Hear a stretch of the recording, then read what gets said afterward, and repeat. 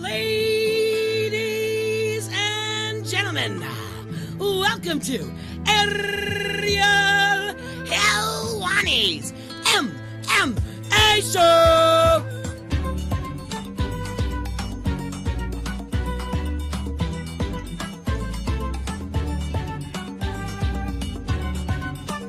Back in your life on this Monday, March 25th, 2019. Hello, everyone. I'm Ariel Helwani. Welcome back to the program. Hope you had a lovely weekend. I sure did. And you know, since the last time we spoke, a lot has happened in the world of MMA. A couple things. TJ Dillashaw, he's no longer the UFC Bantamweight champion. You may have heard on Wednesday, he was suspended by the New York State Athletic Commission for testing positive for a banned substance. We don't know what the substance is. They called it an adverse analytical finding. I've never even heard that term before, but what we do know for sure is that he's out for a year. He's been fined $10,000, and according to the statement he put out, he has voluntarily relinquished his bantamweight title. As of right now, UFC yet to comment on this, which I think is a little bit funny if I'm being honest. USADA put a statement out afterwards, but that happened on Wednesday. We also found out that Donald Cerrone isn't fighting Conor McGregor. He's fighting Al Iaquinta in Ottawa. Main event May 4th. We found out that the main event for the May 18th card in Rochester is going to be RDA against Kevin Lee, who's moving up from 155. And speaking of moving up, Saturday in Nashville, Anthony Pettis moved up from 155 and knocked out Wonderboy Thompson. First time Wonderboy has ever been knocked out. And Pettis moves up. 5 seconds left in the second round. He bounces off the cage and nails him with a Superman hook. It was unbelievable.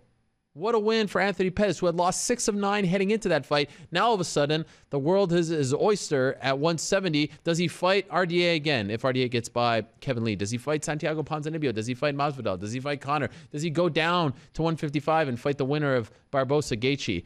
So many options for Showtime Pettis. So all that has happened and more. Today on the show, we've got a stacked lineup. Let's not waste any time and get to our first guest of the day, because I do believe he is standing by, and I am looking forward to talking to this man. I want to get his thoughts, because speaking of the world being someone's oyster, the world is this man's oyster. First, let me run down the line. And look at that.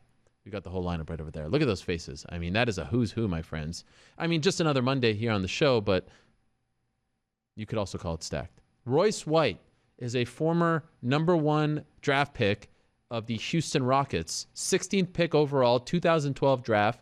He was a star at Iowa State, all in basketball, and announced recently that he is transitioning over to mixed martial arts.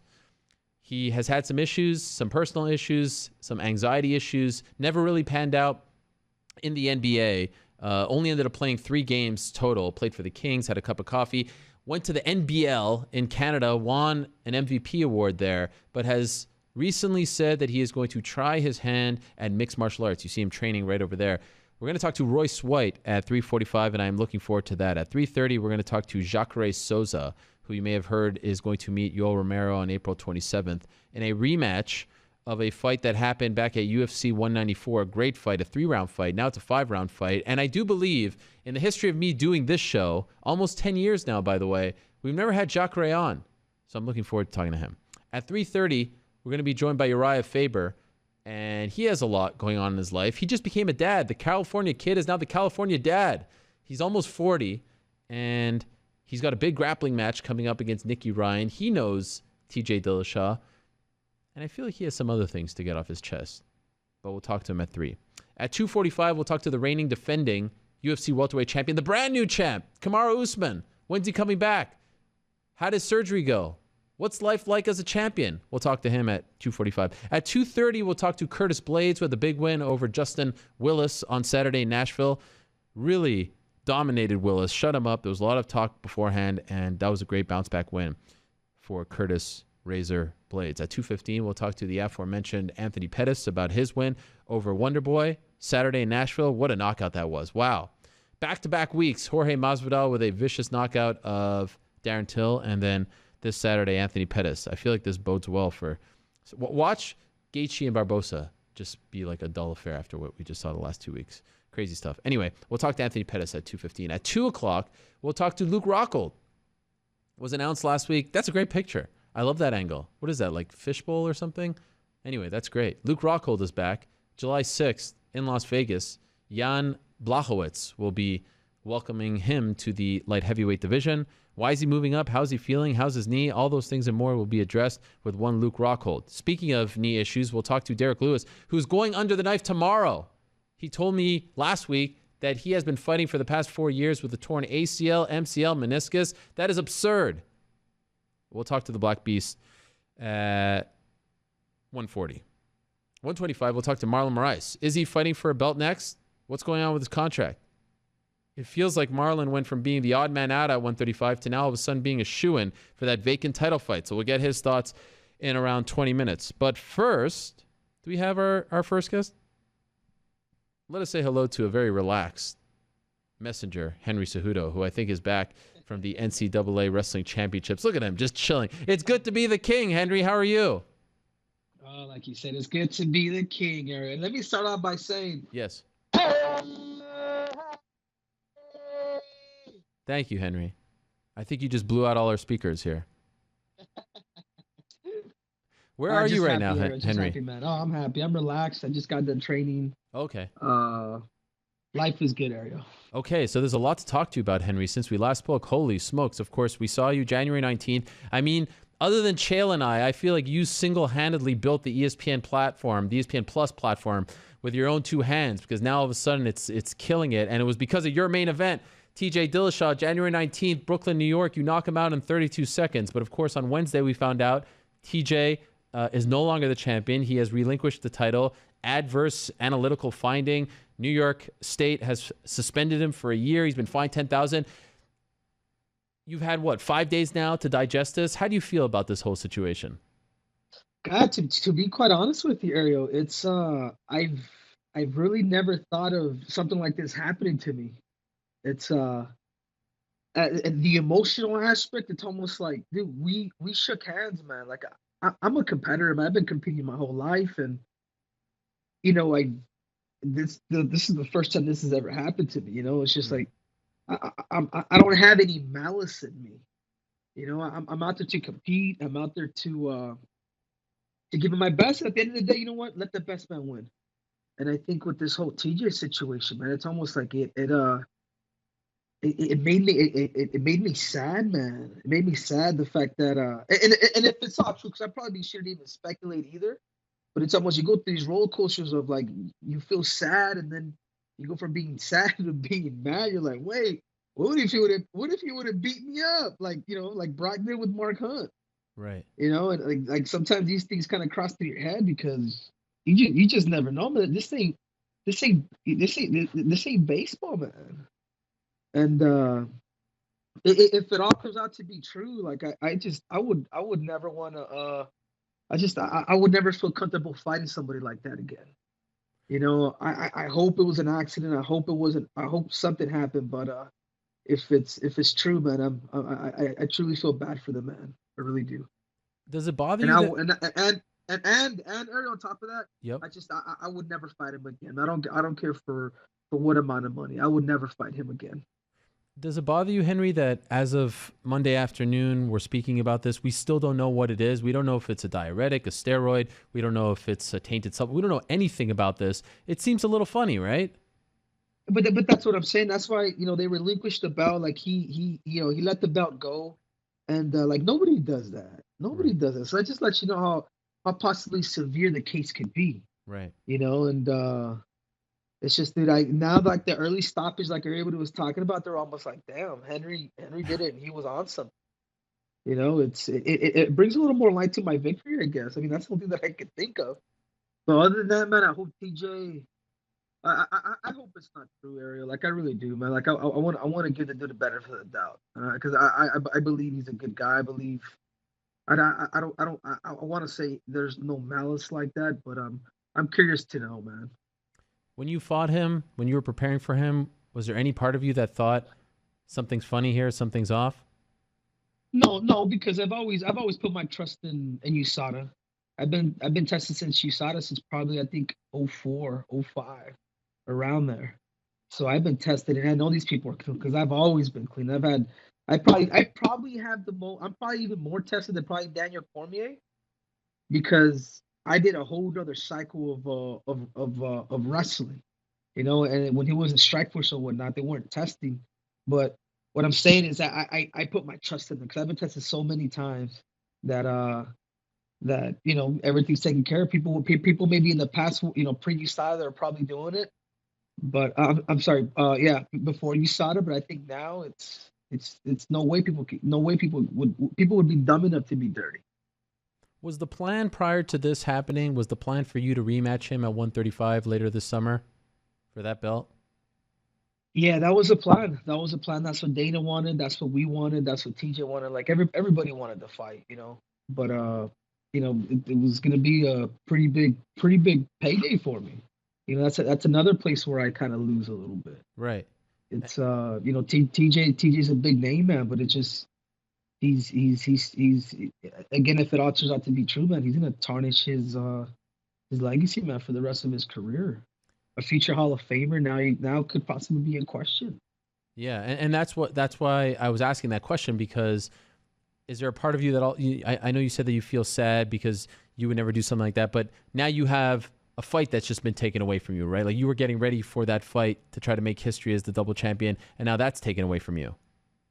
Yeah, it's not so fast there. Well, I was working up to that. Not so fast. What do you mean? Okay, what do you mean not so fast? What do you have to say, Henry? No, it's looking like the UFC's gonna want to book a Cejudo Moraes fight. They're gonna want to set that fight up, and I like the fight. I believe Moraes is a tough competitor, but I think I have everything that it takes to put him out, and he's just gonna be another legend that I'm gonna take out. That's all there is to it, Ariel. Is that going to be June 8th in Chicago? Yes, I think that's the date that they're shooting out there. But nothing's really finalized. Like nothing's finalized on the date or whatnot. Not even the contracts have been signed. Okay. But they are they're thinking June 8th, Chicago, Chi-Town main event, and then adding some more people to that. Okay. And so would it feel the same? Okay, that fight happens, you beat Marlon, you become double champion. In your estimation, would it feel the same as if you would have defeated TJ again? Is becoming champion enough, or do you feel like, because it's for a vacant title as opposed to actually beating the guy who held the belt? No, but in reality, I will say this. Marlon Moraes is a lot more dangerous than TJ. How so? His biggest threat is his power. I mean, look at him.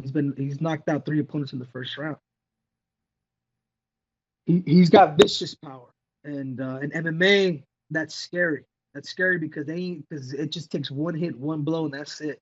But so do I, and I'm showing that I'm getting better, and I'm stronger, and I'm faster. But in reality, Marlon Moraes is the number one contender. Other than TJ Dillashaw, I would put him number 2. And it was probably only because they haven't fought. But in my eyes, Marlon's a top guy, man. Okay. Now, did Marlon go ahead? Sorry. No, I'm saying at that weight. Right. Other than me. Of course. I mean, some might say, I think even your manager would say that you're the champion right now, 135, after what happened, like the unofficial champion. Yeah, unofficial. I would say so too, actually, Ariel. But I don't have the belt, man. I don't. Yeah. So for me, TJ, when he fought Cody Garbrandt, he weighed 144 pounds or 146 pounds. When he fought me the day of the fight, TJ was 149 pounds. Wow. I was fighting the same bantamweight. That's who I fought. I fought the bantamweight TJ, not the flyweight TJ. The bantamweight TJ. You guys heard him. He said he's never felt this good ever in his life. There's no excuses out. Ladies and gentlemen, the current flyweight, bantamweight champion of the world, Henry Cejudo. Yes. Did Marlon cross the line, Henry, when he cracked a joke about your ill-fated attempt to date Nikki Bella on Twitter? I mean, did that get a little too personal? What do you think? Well, I think now's the time. I think now's the time to give Marlon Moraes a message. Okay. Because it did sting just a little bit. Because it did. But Marlon Moraes, I got a message for you. If you think you're going to be the second heart at break this year, man, I hope you're ready, brother. I really do, man. I'm not afraid of you. I'm an Olympic champ. I defeated Demetrius Johnson. I defeated T.J. Dillashaw. You think a World Series of Fighting former champs is gonna scare me? I'm gonna shut your lights out, and I'm gonna shut them out. And I'm gonna tell you something else, because I already have my next opponent in line. Your boy, your coach Frankie Edgar. I know he's gonna be there. He can get some of Cejudo too, because I will shut his lights out too. What? At 145? 45 or 35. They've always said Frankie Edgar can make 135 pounds. I welcome that. Damn. If the belt make it at 45, why not, Ariel? Why not? Wow, Henry's pissed. You're mad. I'm out there. I'm on a legend rampage, everybody. I'm here to prove I want to be pound for pound. I want to be the best pound for pound fighter in the world. I'm already up there, one of the greatest combat athletes of all time, which I believe it. People ask people like John Jones, ask people like Cormier, ask the greatest of all time. Ask these guys of fighting. I've done it in 2 sports areas. Now I'm just getting ready to just cement my legacy in the sport of mixed martial arts.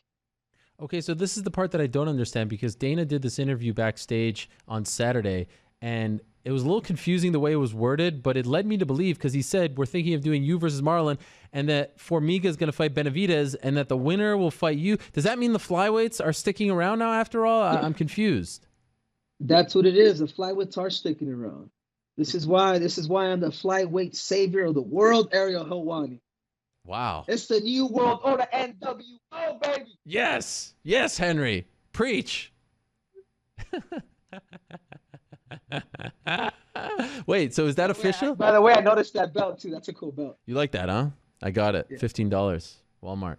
I like it. Good I like deal. it. Hey, by the way, Ariel, I'm still waiting for my trophy. I know. Well, listen, I got Corporate Jake back there. More questions, hold on. What? Before I answer any more questions of yours, Ariel Helwani. Yes.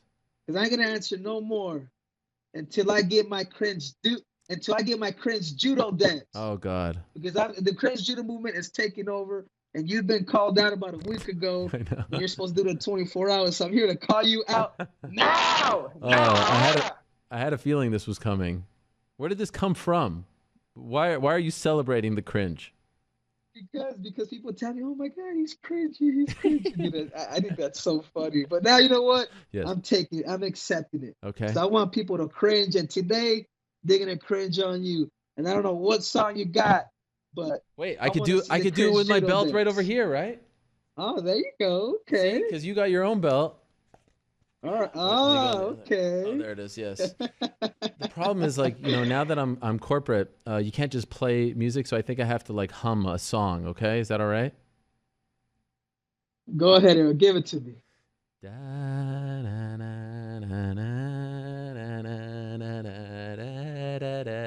Is this cringy enough for you, Henry?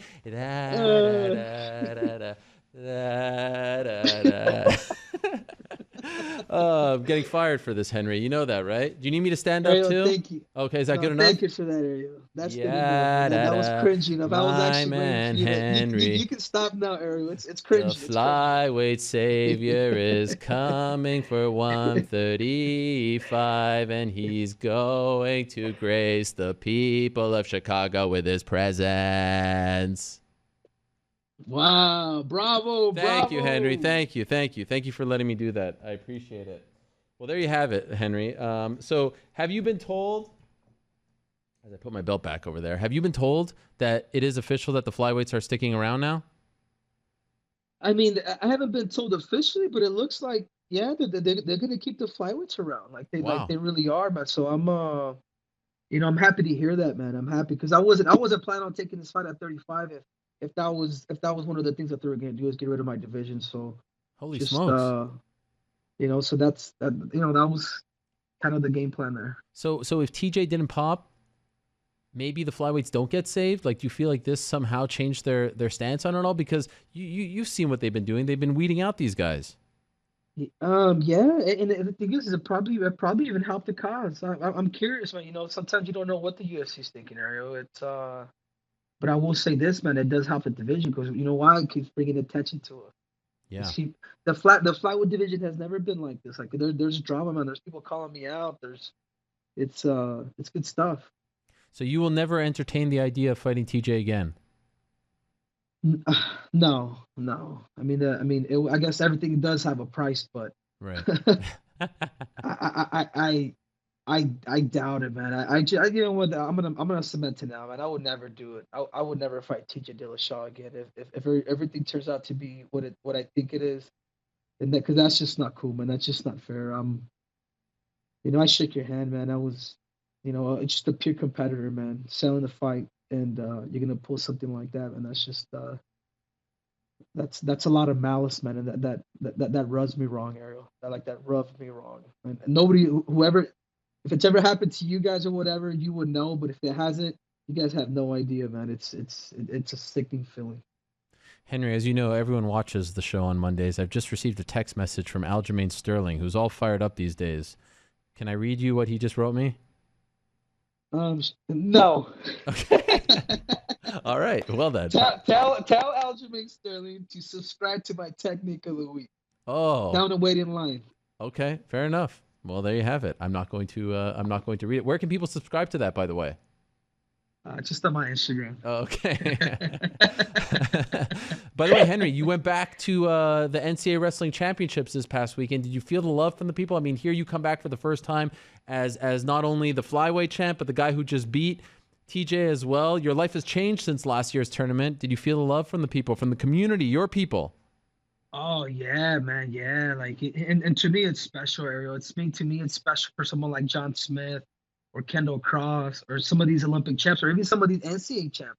The way they come up to me and they embrace me and they congratulate me. And I can tell everybody's look is, you bring a different aura now.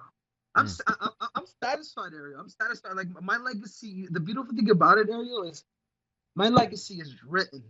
Like it really is. It truly is. Like you can say, you know what, that dude did something in two sports, but it's also still being written, which is awesome. And I continue to keep promoting the sport that's made me, that's made all of us. What is it? 7 out of the 8 guys are former wrestlers in the UFC. You guys, it's not. Find that base first. Wrestling is the key, man. Find that base and then add on to the rest. But that's just that's the way it is, you know. And Henry, just to be clear, do you know all that we know? In other words, has anyone from the UFC and called you and you just can't share more information on the TJ situation, or do you know exactly what the public knows as well? No, I know exactly what the public knows. I don't know anything. If not, I'd spill the beans. I can't keep secrets, Ariel. I find that a little weird. Can't. I find that weird that you don't know more than we do. Like, you were in this fight. You deserve to know. They clearly know, right? They know what happened. Yeah, and then the other thing that kind of bugged me too is, the UFC. I got a phone call from USADA, man. Like, I didn't even talk to any of the UFC officials. Wow. So I'm kind of like, well, I mean, I think everybody sees the fact that I beat him in 32 seconds. But they don't see the fact that, hey, man, this is a problem, dude. Like, if someone ends up dying in the octagon one of these days, man, like, our sport's gonna get. I mean, they're gonna ban it for good. It's gonna take that one.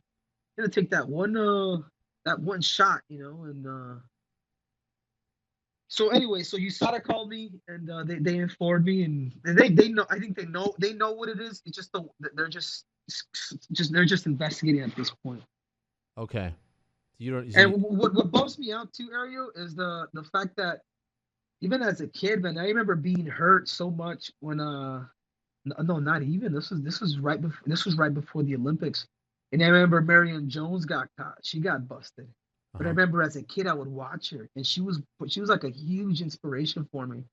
Marion Jones was, to me, and back in 2000 when she won, so many gold medals, like to me it was like, man, that she's living her dream. And 8 years later, she finally gets caught and busted, man. That's just like, I was like, God, that's just a sickening feeling. It's like, man, everything that even Marion did was kind of like she's a good person, man, but she made a terrible mistake. And, a lot of all that, she stole glory, man, from a bunch of those athletes, from the silver medalists. And people don't see it that way, Ariel.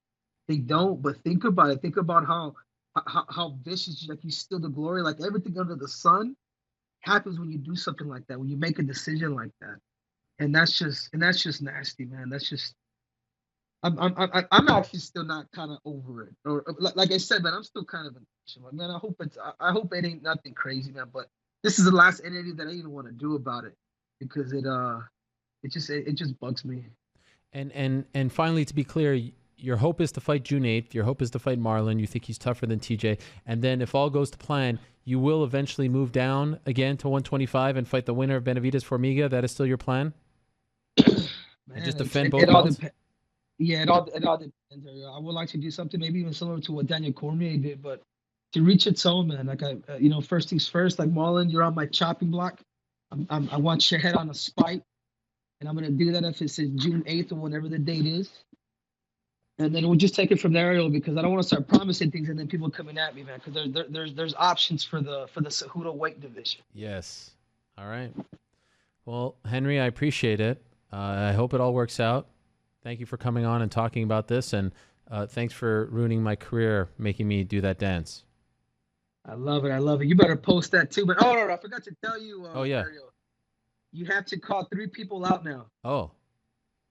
Okay. Look at how jacked up my fingers are. Look. Yeah. Jeez Louise. Like they're all... like a witch. Can I call out Nikki Bella, or would that be rude? Will she just ignore me like she ignored you? What happened there, Henry? What went wrong? It was going so well. No. I already told you. I'm breaking 2 hearts this year, and Marlon's one of them. Oh, who's the other? That's all I gotta say, Ariel. My private life is my private life. Okay. I'm gonna start kicking TMZ out of my house, man. They keep videotaping me. I'm getting sick of it. All right. Okay. Thank you, Henry. All the best. All right, Ariel. We'll see you, man. You guys have a blessed day. Bye-bye. There he is, Henry Cejudo. Flyweight champion, soon to be fighting for the bantamweight championship of the world. Not against TJ Dillashaw, but against, I think, we hope, our next guest. Joining us from New Jersey is the one and only Marlon Moraes. In my opinion, the #1 contender, the man who went from being the odd man out to now being a shoo-in, in my opinion, for that vacant title fight. He joins us now via the magic of Skype. Marlon, how are you? I'm fine, my friend. How's everything? Good talk with you. Yes, as always. Are you fine after listening to Henry? Not, never fine, This guy's fake, man. You don't like this guy? Man, to be honest with you, I don't like this guy. This guy's fake. He talked too much. I tried to advise Ali, but I don't know why. Everybody thinks he's a good guy, but he's not a good guy. I'm gonna shut his mouth, and I'm gonna prove to everyone this guy is wrong, And he acts like he's such a savior, like this division. And if he's the savior, why he's coming up, trying to challenge for the 35 belt? He should shut up and stay down and fight the contenders. But now he's coming up. He's coming up for what? For the 25ers? Of course not. He's coming up because he thinks about himself. That's it. Wow. So you think he's selfish? Of course, man. And I don't need to say you are a smart guy. Why is he coming up? He wants 2 belts, but he's not gonna have this belt. He's not. So he told us moments ago that the plan is for him to fight June 8th in Chicago against you, but nothing is signed. But that's what he's been told. Have you been told the same? Man, I don't know very well, but one thing I know for sure. If he's thinking about fighting me, he's fucking, man. He's fucking, definitely. So it's a mistake. He should probably stick with 125. If it was your call for him, your advice to him, stay with the flyweights. Yeah, man, I have a very good relationship with Ali, Yes. He thinks he has to, but Ali only knows him for 6 months. I know Ali for 8 years. So he should try to take the advices people give to him, but he's not. He's aiming to come up and try to take what's mine, But my friend, that's not funny for me. This is not a game. Don't try ever contact me or talk with me. I'm not talking with you. You're trying to take food from my family. You try to take my dream. I'm gonna fuck you up, man.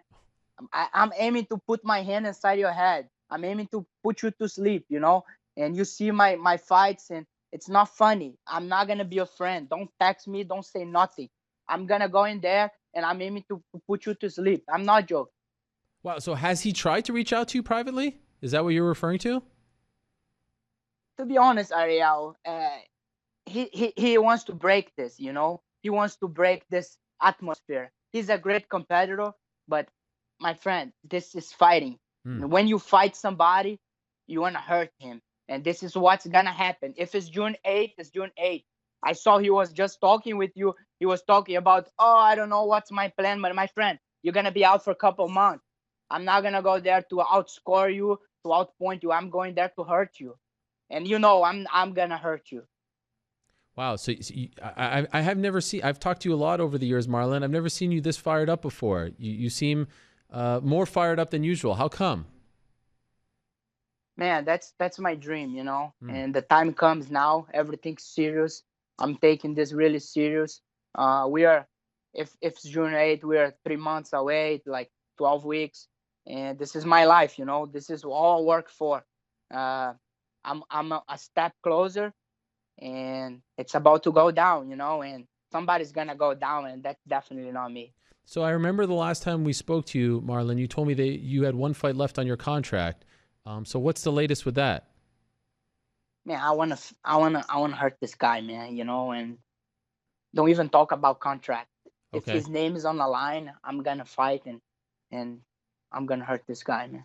The only reason I ask is because historically, they're not going to let someone fight in a title fight if there's one fight left, because then you could win the belt and walk away with it, right? So I would imagine they're going to try to give you a new deal before that title fight. I'm not walking away, man. I want to beat this guy, and I'm gonna be so happy when I put my hands on him. That if they won, I'll fight him every 2 months. And how's Ernest Cerudo's gonna beat me? How's he gonna do? He's gonna take me down. I'm gonna get up. I'm gonna beat him. And how is it gonna be? Is he gonna submit me? Is he gonna throw? Bro, he's like amateur striking. He can't strike, man. It's funny. He said, "Oh, I'm a dangerous guy." Okay, 10 last fights, 2 finishes. Okay, I'm scared. And so nothing that he does like beating DJ, knocking out TJ in 32 seconds. This doesn't impress you? Man, Demetrius Johnson is a great fighter, you know, Right. but the way Cejudo fought him, he used his size, you know, and it was a very close fight. I gotta tell you that I wasn't expecting him to do that good. After the first fight, he got hit by a punch and a knee, and he I think he quit.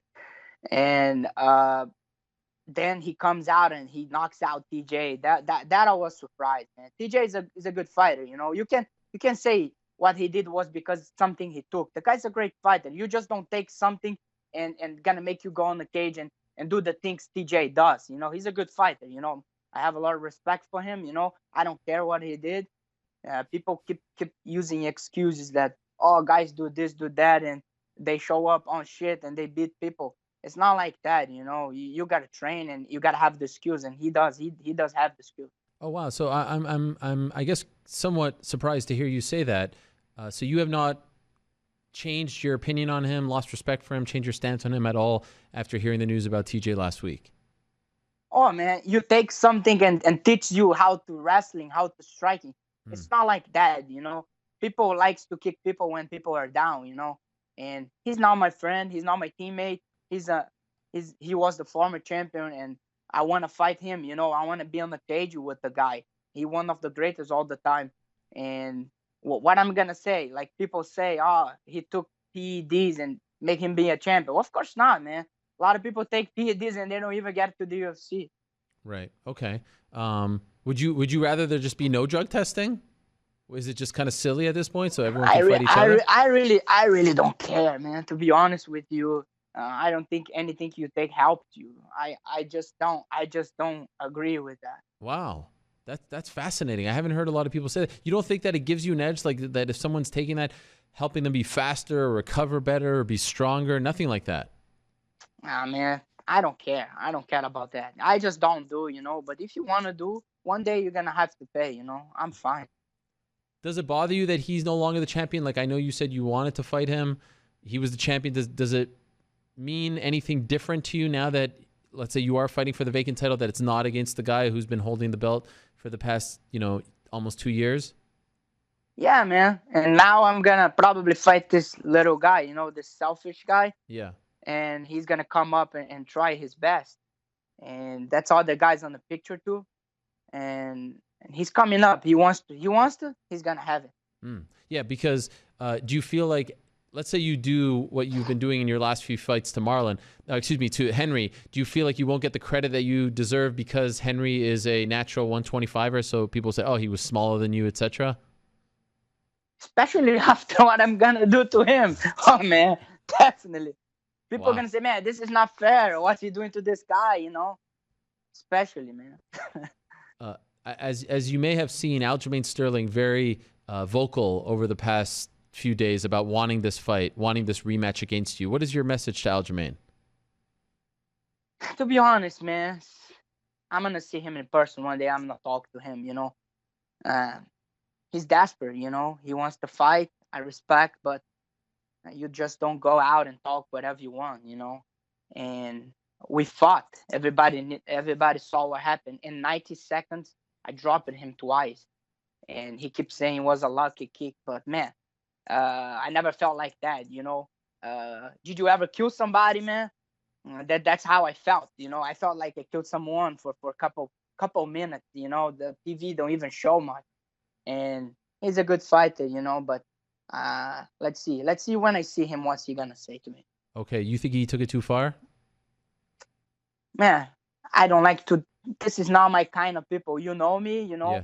I don't want to talk shit about nobody, but I want to see him. You know, I want to feel his eyes. Oh, And wow. I see him a couple of times, and he doesn't act that tough when I see him. Oh, okay. What about Pedro Munoz? He seems to Pedro's feel... on a picture, man. Tough guy, you know. But Pedro he's gonna have his shot. He's a tough guy, you know.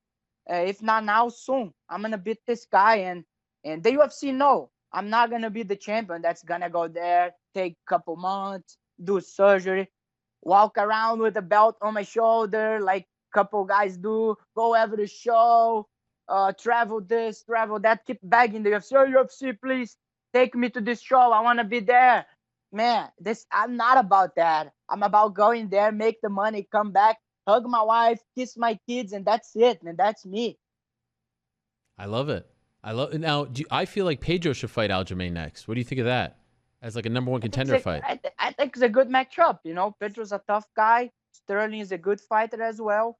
Let's see what happens. Okay, and so where do they, like, have you actually been offered June 8th? No, I'm waiting, man. I'm waiting. I'm just eating things like you are, and hopefully they make this fight, man. And I don't think he should come up.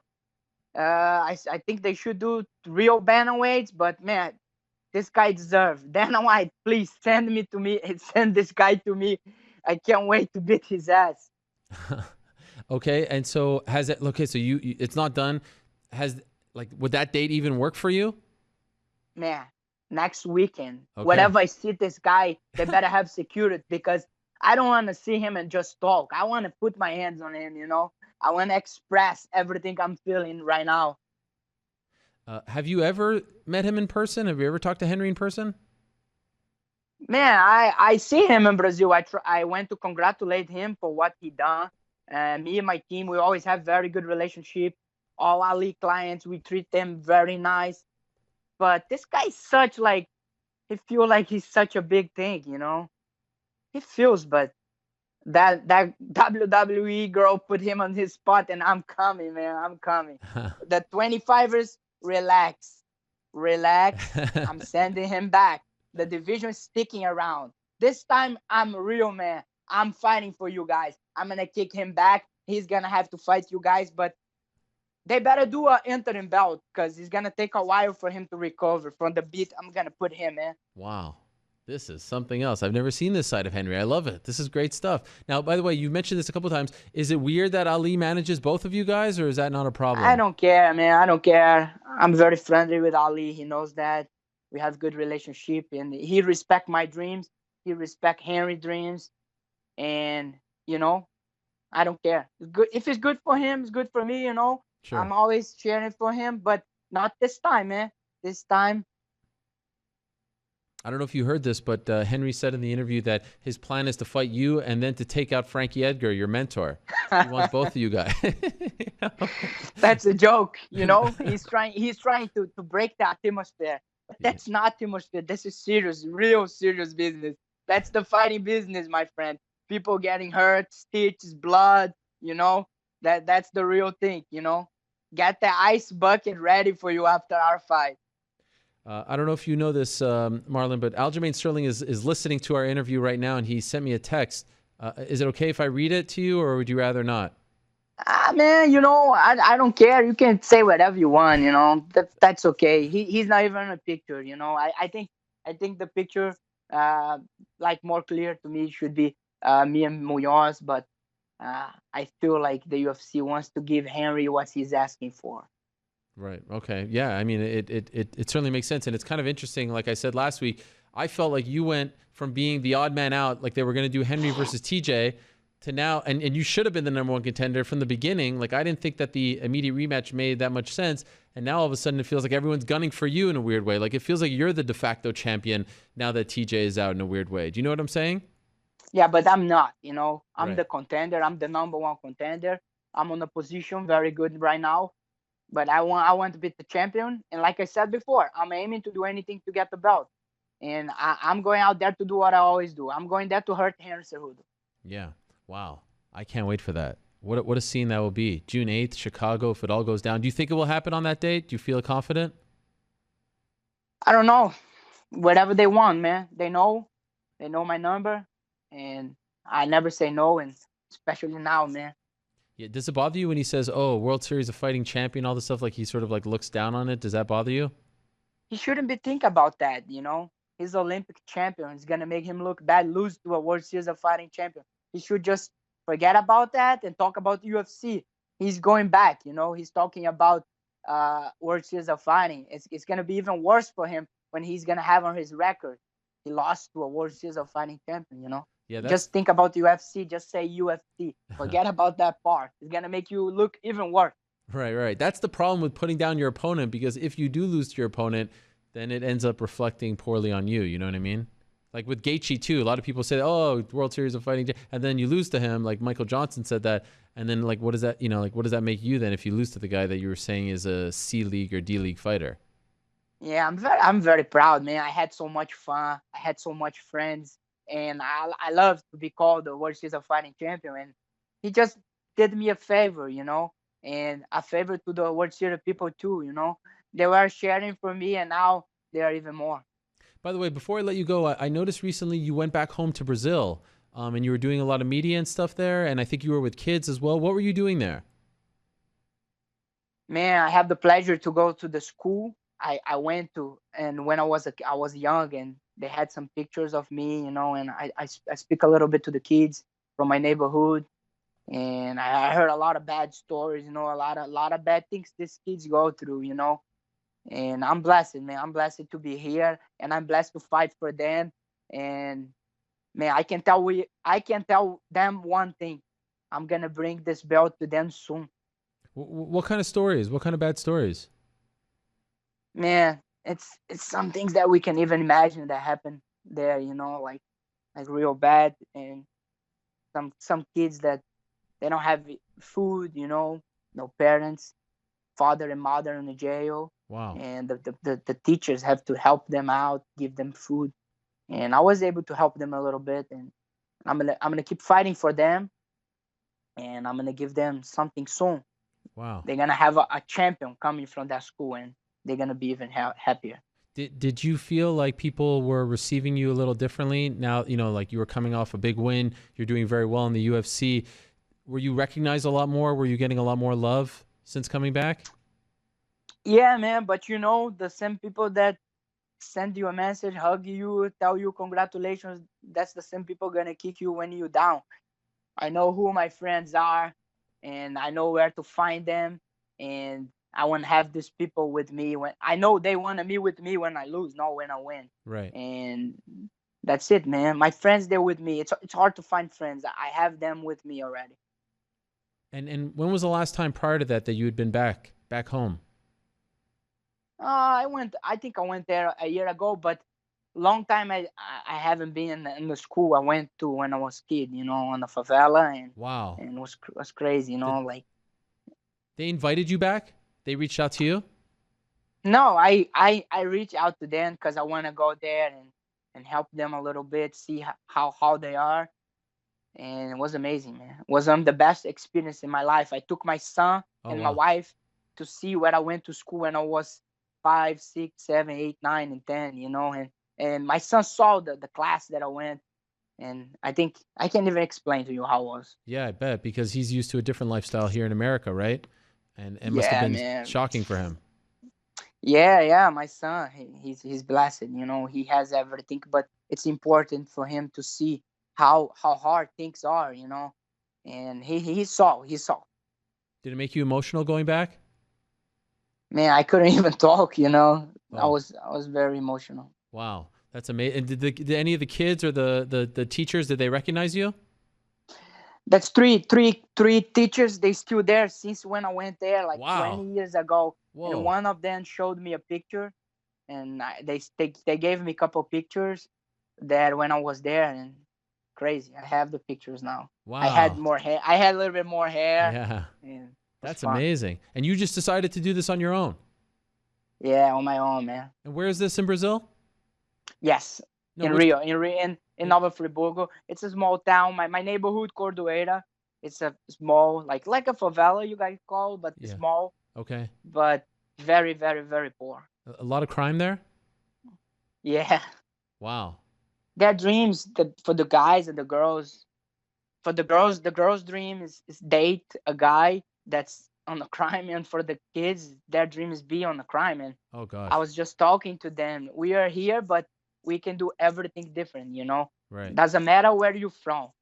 What matters is where you wanna be and what you wanna be. You know. So going there right before probably your first UFC title fight, I would imagine that has maybe reinvigorated you, given you extra motivation, just sort of reminding you where you came from and where you are now, right? I mean, that must be a very humbling, but also in a way something that makes you very proud, right? Because you've survived, you've overcome all those trials and tribulations.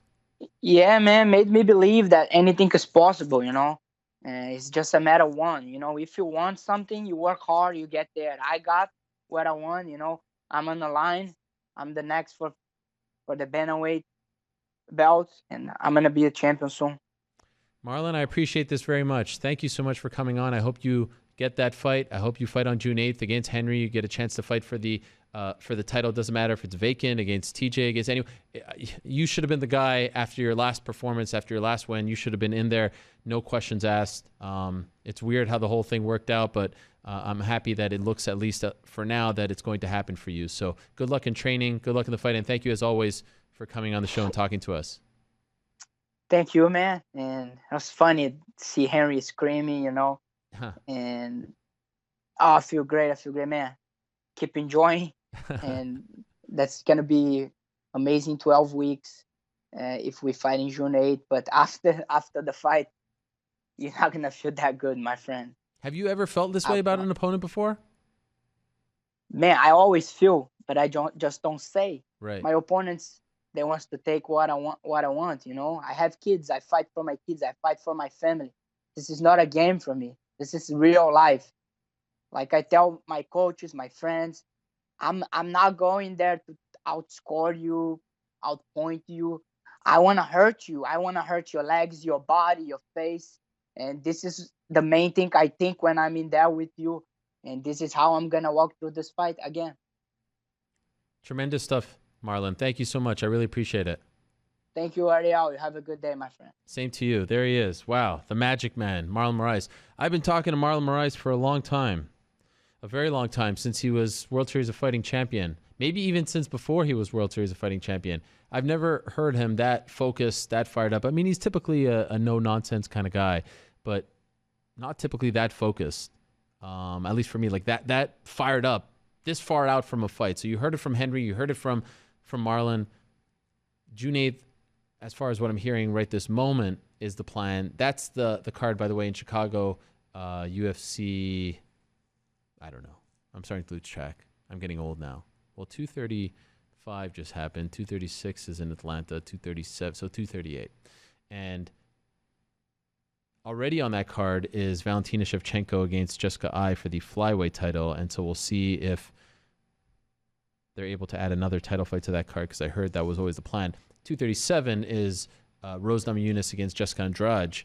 And there was some talk that maybe they would add another title fight to that card, but now they announced last week that they're not going to add another title fight to that card. That it's just going to be Rose Namajunas against Jessica Andrade, Jose Aldo against Alexander Volkanovski, and Anderson Silva against Jared Cannonier. You may have seen a report from Combate last week that Jose Aldo was battling some kind of internal infection and that he had to be hospitalized for a few days, and they reported that all is well. I did speak briefly to his head coach, Andre Pederneiras, over at Novo União, who told me that that was in fact true, as we suspected, but that he is doing better, and that as of Friday, when I spoke to him, the fight was still on. And you'll recall a couple weeks ago, Alexander Volkanovski told us that his best mate was getting married on May 11th, and they changed the date of the wedding so that he could attend the wedding, but also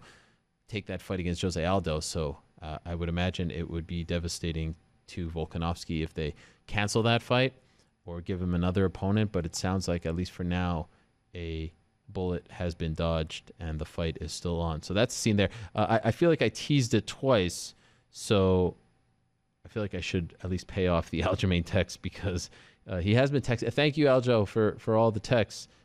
He said this initially: "Hey, Ariel, tell Henry I just want to punch his cute little Sududu face.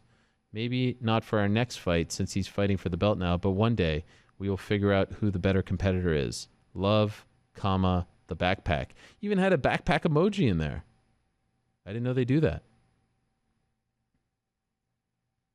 And then I think in response to Marlon's comments, he said, "I didn't know asking for a fight was acting tough. I wanted a rematch, and he said himself it wasn't what he meant to do with a body kick.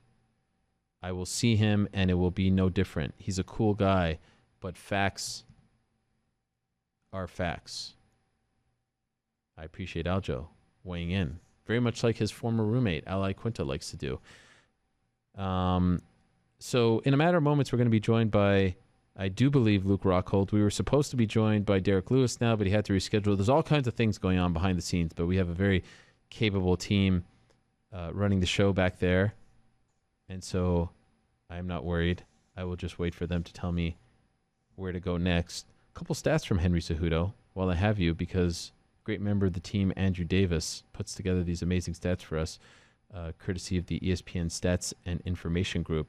Henry on a 4-fight winning streak, tied for longest active winning streak at flyweight with Jussier Formiga, who looked good on Saturday. His 32-second knockout of TJ Dillashaw is tied for 5th fastest knockout ever in a UFC title fight. The last 4 winners of UFC champion versus champion fights have all been won by the champion from the lower weight class.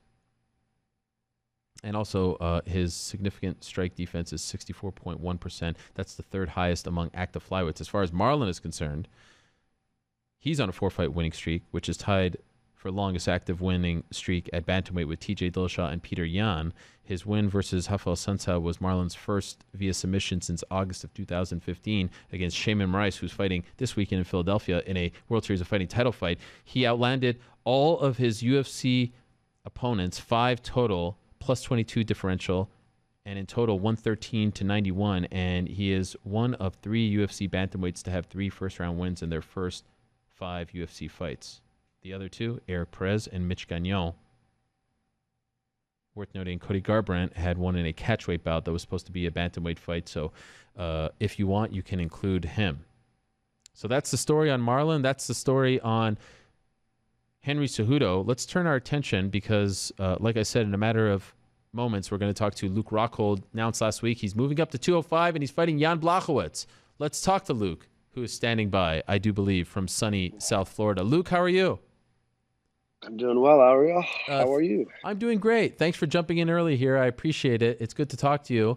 Where are you now? It looks beautiful there. Holy woly. I'm in my spot over here in South Florida that I've taken hold of. Okay. For training camps. So let me ask you, first things first. You had knee surgery recently. Tell us what happened there and how you're feeling.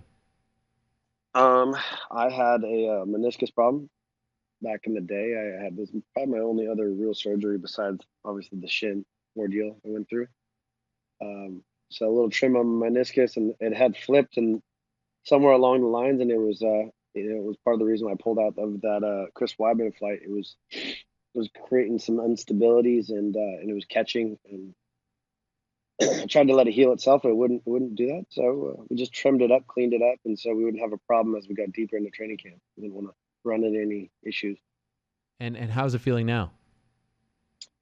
Feels good. It's been 2 weeks now. It's still a little stiff, but it's on track and even ahead of schedule, I would say. So I'm happy to be. I was thinking June, but July is a little more fitting as it gives me more time to get everything right. Okay, so you are fighting Jan Blachowicz in July, right? July 6th, International Fight Week. This is to be a long ways away. Let's make sure everything works that way. Okay, why are you moving up to 205? Ultimately, why did you make that decision? Because 85 is killing me. Like I said before, I've never felt so drained before a fight. It's getting harder and harder to make the weight, and man, I felt like absolute hell going into the last fight. And I didn't recover. I didn't get my strength back, and I don't need to. I've been wanting to make the move for a long time, and now obviously DC's out of the way. It makes it a clear choice for myself. I want to move up. I don't feel like weight or strength is an issue with the bigger guys, and so I feel good. I feel fast. I feel athletic. Nothing. I'm not carrying extra weight really. I'm 220ish right now, and then feeling good. So you think you're done at 185? You'll never fight there again? I don't see it. Okay. Do not see it in my future. Yeah, and we've seen a ton of guys move up and look really good. We just saw Pettis move up on Saturday, so I think the days of extreme weight cutting should come to an end. Now, let me ask you about Corey Anderson, because we had him on the show last week, and he told us that he was offered a fight against you, and he didn't think the fight made sense. It's a step backwards for him. You're not ranked. Just step backwards. Yeah. What do you make of what Corey had to say? Did you hear any of his comments? I might step backwards. Huh? You're just scared to fight. What's the truth? What's the truth, guys? Come on, Ali. Come on, Corey. Come on, guys. I don't know, man. I mean, I don't know where he has the grounds to think that he deserves what he deserves. You know, I'm number 2 middleweight in the world, former UFC and Strikeforce champion. What has Corey done? So, I mean, I think he should jump at an opportunity, but I don't know what he thinks he really deserves because he's won a couple fights. So be it. I have really nothing against him, but it was a fight the UFC wanted, a fight I liked, but whatever. We'll move forward. I got another guy that's ranked ahead of him, and I want to put myself in position. So this is what it is. This is who would take the fight at the time, and this is what we're going to do. So just to be clear, you were offered Corey, right? And you were down for that fight. He was the one who said no. Yeah, I think like 5 times he said no. 5 times? Really? They kept coming back to him? Wow. I don't know. Quite a few times. There was multiple asks, I'd say, on their part, and everything. So be it. Do you like the Jan fight better than the Corey fight, or vice versa, or are you indifferent? I like the Corey fight because he's like a poor man's John Jones. Okay. So it's a good warm up for John, but this is Jan's tough, man. So he's a top ranked guy. This is what it is. So I'm gonna have to go out there and perform and do my thing. I feel, speaking of John, I feel like you're 1, maybe 2 wins away from being in that discussion to fight him because you're named, because you're a former champion.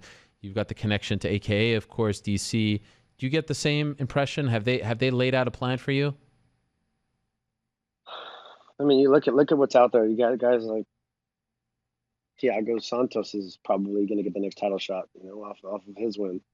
I don't know who he's really beaten before, so there's not a lot of guys out there. So I go perform. I know I'm in position. I just got to go do my thing. So that's what I plan on doing. I'm getting bigger, getting stronger, getting faster, cleaning up everything, and focusing on what I'm going to do. So let's go. What have you made of his last 2 performances? Who's that? John Jones. Block? John Jones. his last performance was, I don't know what to think of his real last performance. I didn't truthfully I didn't study it too well. I was there, but there was a lot of distractions. I had some sponsors and I was talking back and forth, and it was fairly boring and hard to pay attention to. So um I don't know why. I don't know what he was really planning on. Was he playing around with Anthony?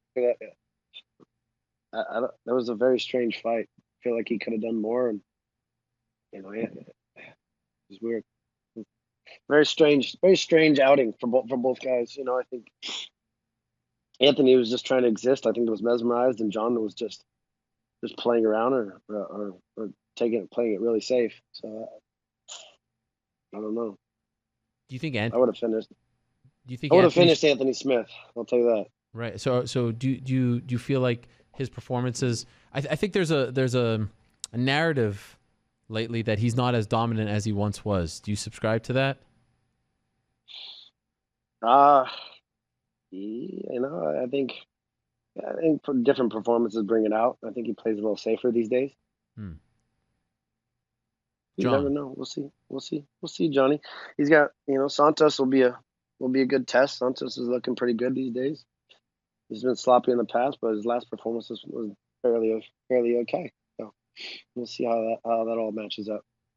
If you were Anthony, would you have taken the DQ? Um, I'm not Anthony. No, I wouldn't have taken the DQ. I would have taken it. I would have just won the fight. That's Fuck that. I don't know. good That's the response. difference between me and you, Ariel. Yes, that's a great response. Well said. Will you be training for this fight exclusively in South Florida? Or are you gonna spend time back in San Jose as well? I might go back for a second. I don't think so though right now. Like I said, there's not a lot of guys there in the gym consistently at AKA. As much as I love the place and crew, there's just DC is always doing his own thing. He's always out, and not a lot of big bodies for me to work with. And there's always something consistent here, and so that's why I'm out here. Florida's Florida. It's not California, but work is good. I got a great strength and conditioning program with Mike Barwis. I'm in every day. Feeling stronger than I've ever felt, and putting all the pieces together. And with Greg Jones and Kami complement my wrestling, and Henry's always my guy. So solid crew, and I think maybe I'll bring a couple guys out, but I don't see myself going much anywhere right now. Okay. It's comfy. It's comfy here, as you can see. Yes, not bad. It's beautiful. What about the shin? How's it feeling? Because I've seen some photos of this shin, and it's absolutely gruesome. Is it fully healed, or are there any worries it's going to reopen?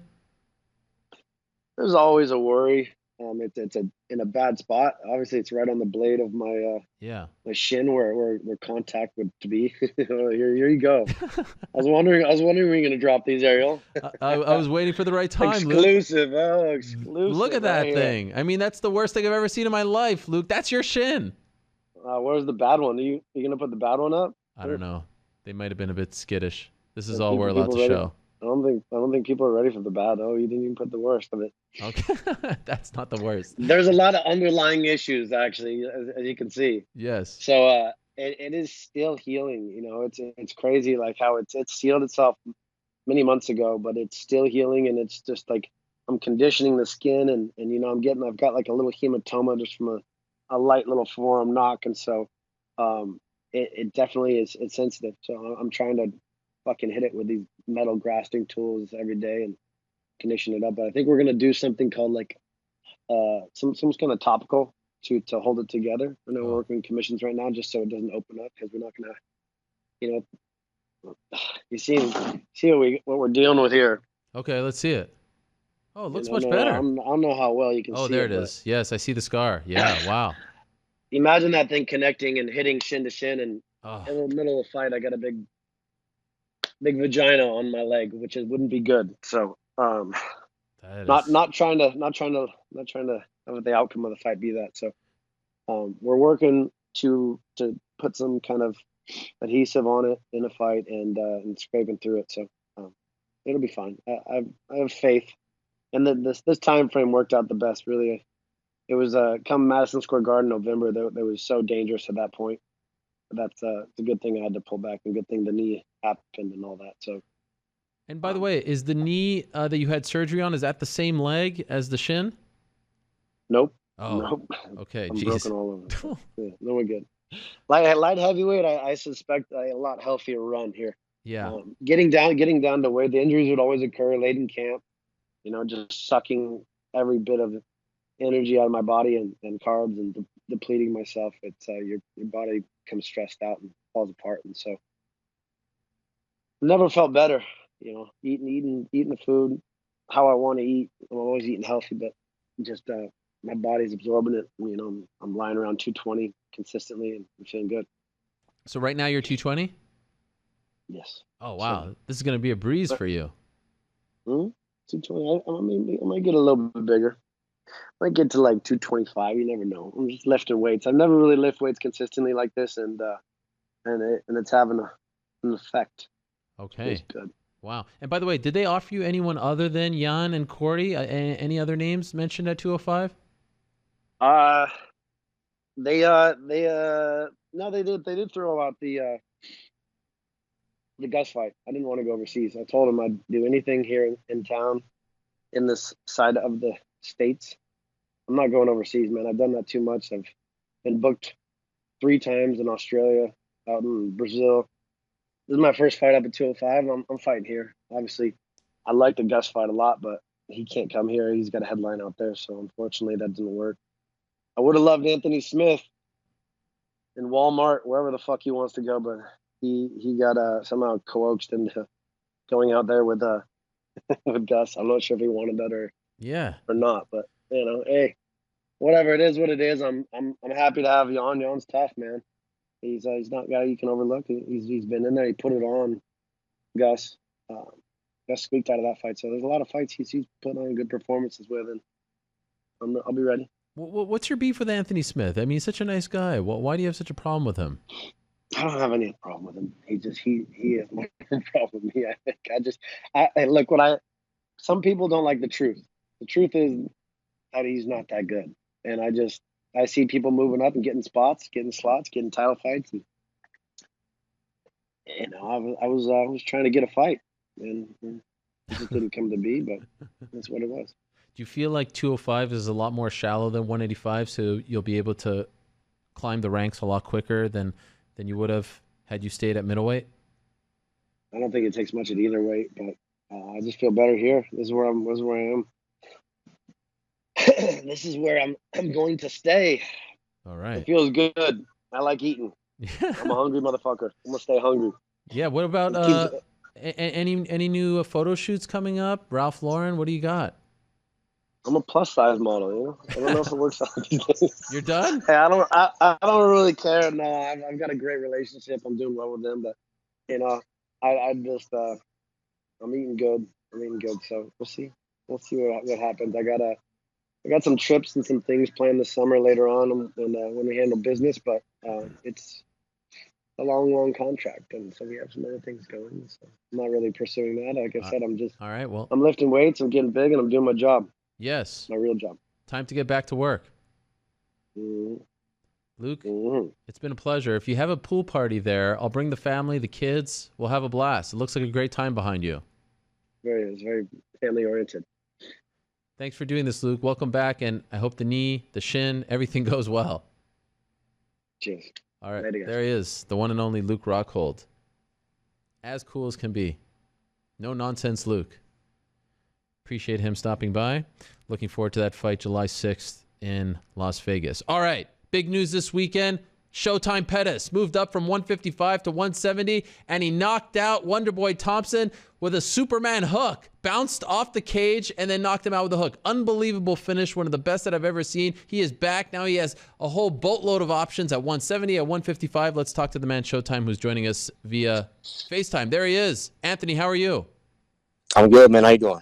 I'm doing great. Wow, congratulations on this, Anthony. I'm just wondering, so much talk about Showtime, getting back on track, all that stuff. You were very open going into this fight. You had lost 6 of 9 heading in. On a Monday morning, after you pull off something like that in a new weight class where everyone thought you were going to lose, you were crazy for moving up. Like, what is Monday morning like?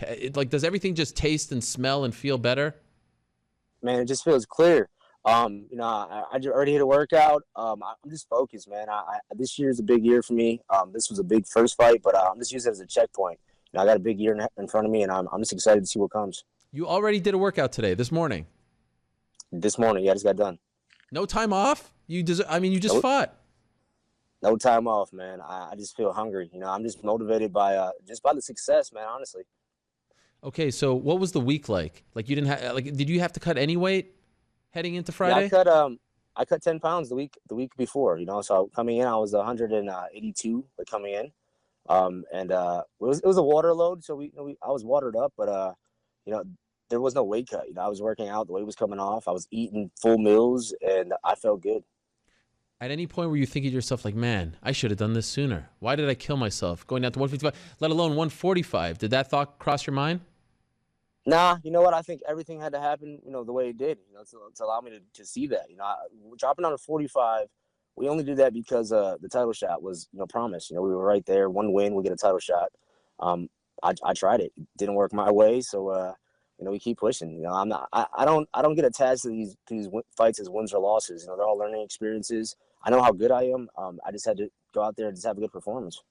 Okay, and so you make the weight, everything goes well. Come Saturday, do you have any idea how much you weighed in the actual fight? I weighed less this fight than I did when I fought Tony Ferguson. Whoa. I was 182 pounds. And my body processed what I ate. And then Tony's fight, it was a 5-week cut. I ate and I looked fat. It just held on to everything. And I think it's just I'm getting older, man. It's hard to cut that weight and bounce back in 24 hours. And you can feel it in the fights.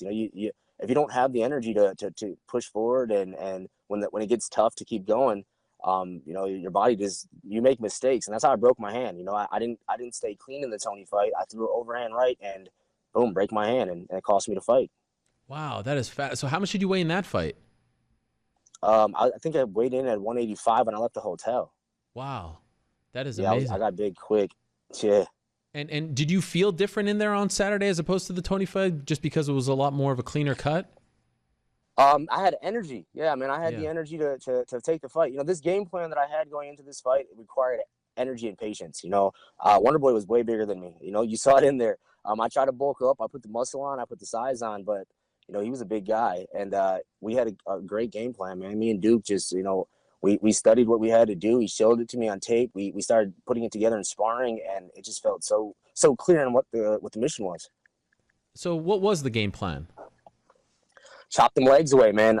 He has that traditional martial arts style, and his idea of his style is what I used to do. You throw them straight punches to get the guy to start parrying and to start leaning, to start using your head to dodge the punches, and then once that happens, that's the cue to start kicking.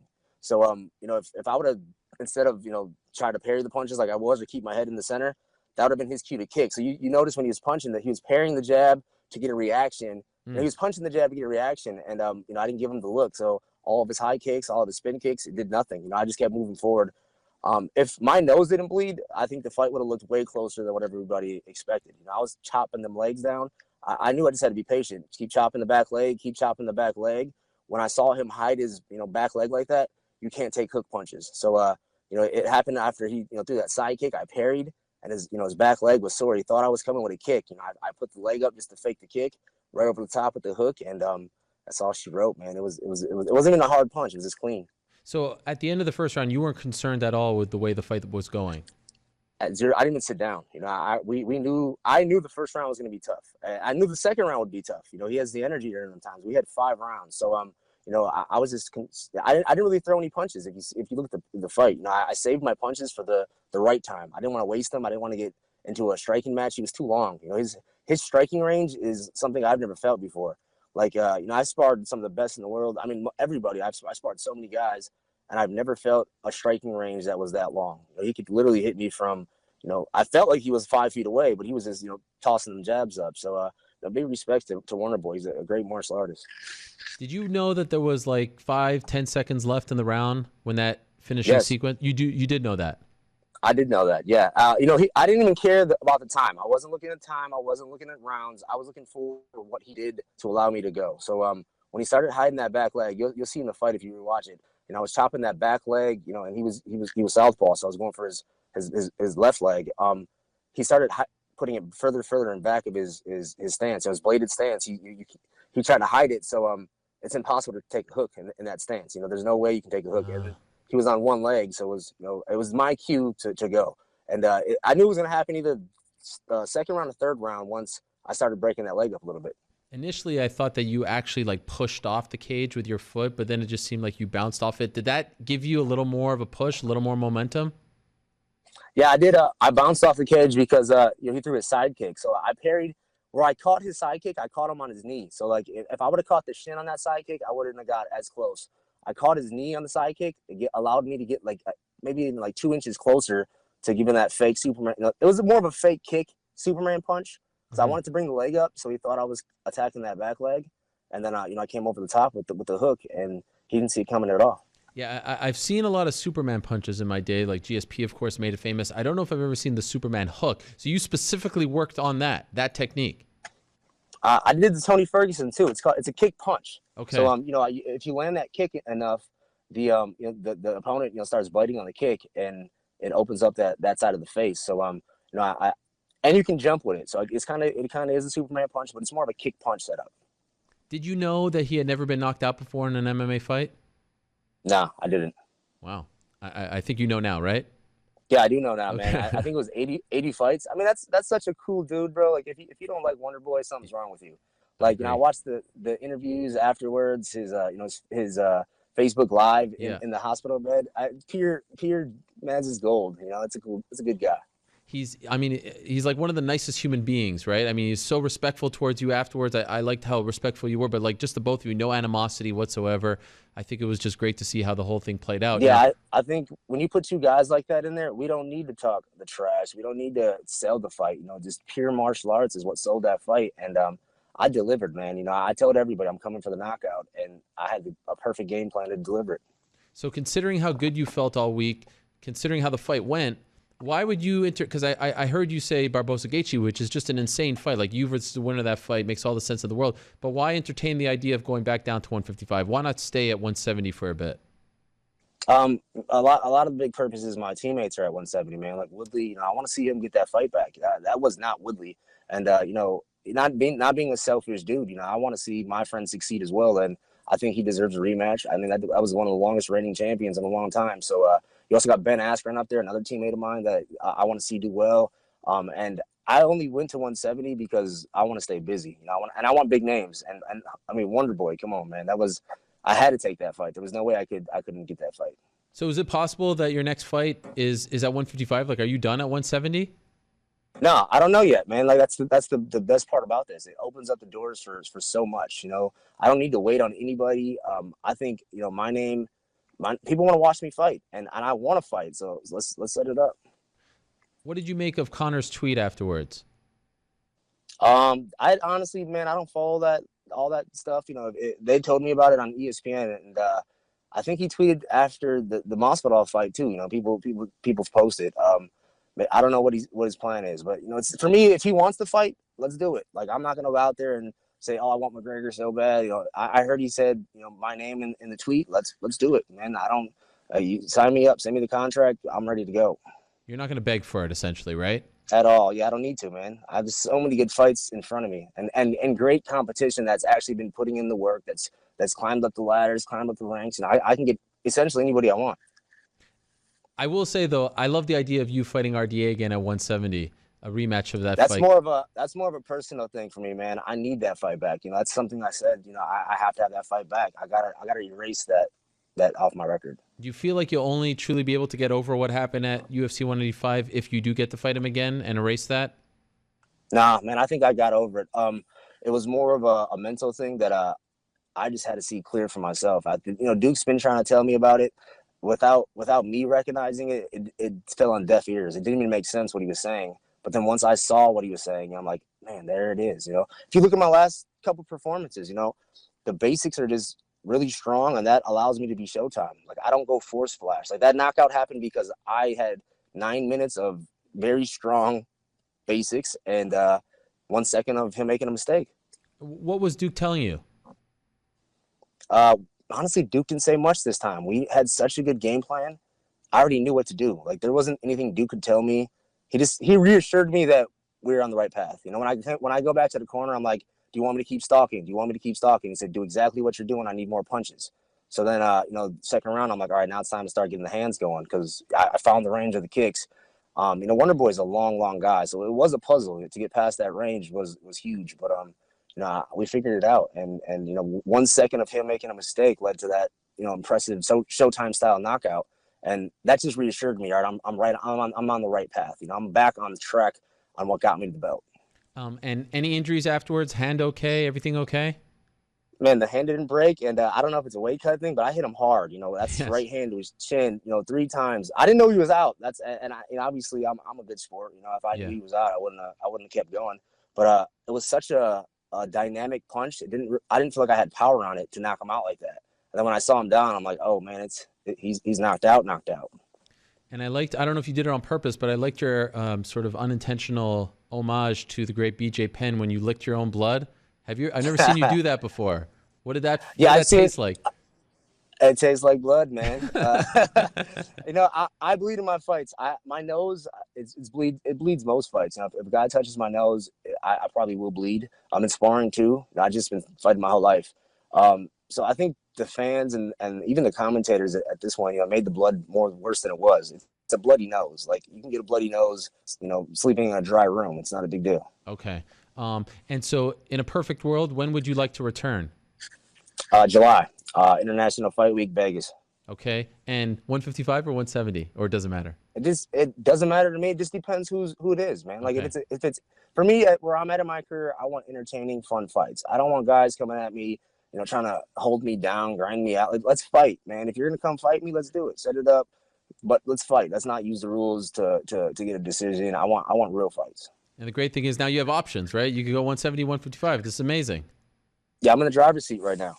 Incredible. Conor McGregor, Kenny Florian, Anthony Pettis, the only 3 fighters in UFC history to win a fight in 3 different weight classes.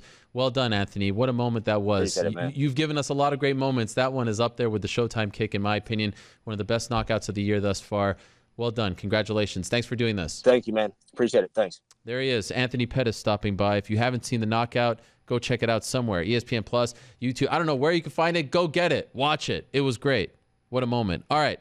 Let's move this train right along. Last week, I reported that Derek Lewis is going under the knife tomorrow. He has been fighting for the past 4 years. 4 years. I said 4 years with a torn ACL, meniscus, and MCL. That's absurd. I think his record is like 9-4 in that stretch. That's like 13 fights, if my math is correct. That's wild. Let's talk to the Black Beast. He joins us now via the magic of Skype. Derek, how are you? Doing okay. How you doing? I'm doing great. So you haven't had surgery yet, right? It's tomorrow? Tomorrow morning. How do you feel about it? So I'm kind of nervous about it. Uh-oh. They got to put me under, and I'm going to wake up in a lot of pain. I'm going to keep hearing. So we'll see how it turns out. Is this your first surgery? Yes, my first surgery. Wow. In your entire career, never had surgery before? Yeah, that's what the doctor and nurses were saying. I couldn't believe it either that it was my first surgery. Right or left leg? It's my left leg. Okay, and so when I reported this last week, everyone on Twitter, because, you know, there's a lot of doctors on Twitter, they all said BS. They called BS. They said it's not true. There's no way that you can fight 4 years with these kinds of injuries. Could you tell us what you know about it? Yes, my ACL is partial tear, and my meniscus and MCL is all the way torn. So the ACL is hanging on by a thread, really. They say it's a rare tear. So it's partial tear. It's not torn all the way. Okay, and it has been partially torn for 4 years? Yes. The doctor said the way the angle of the tear is, they could tell it was my knee was bent the opposite way.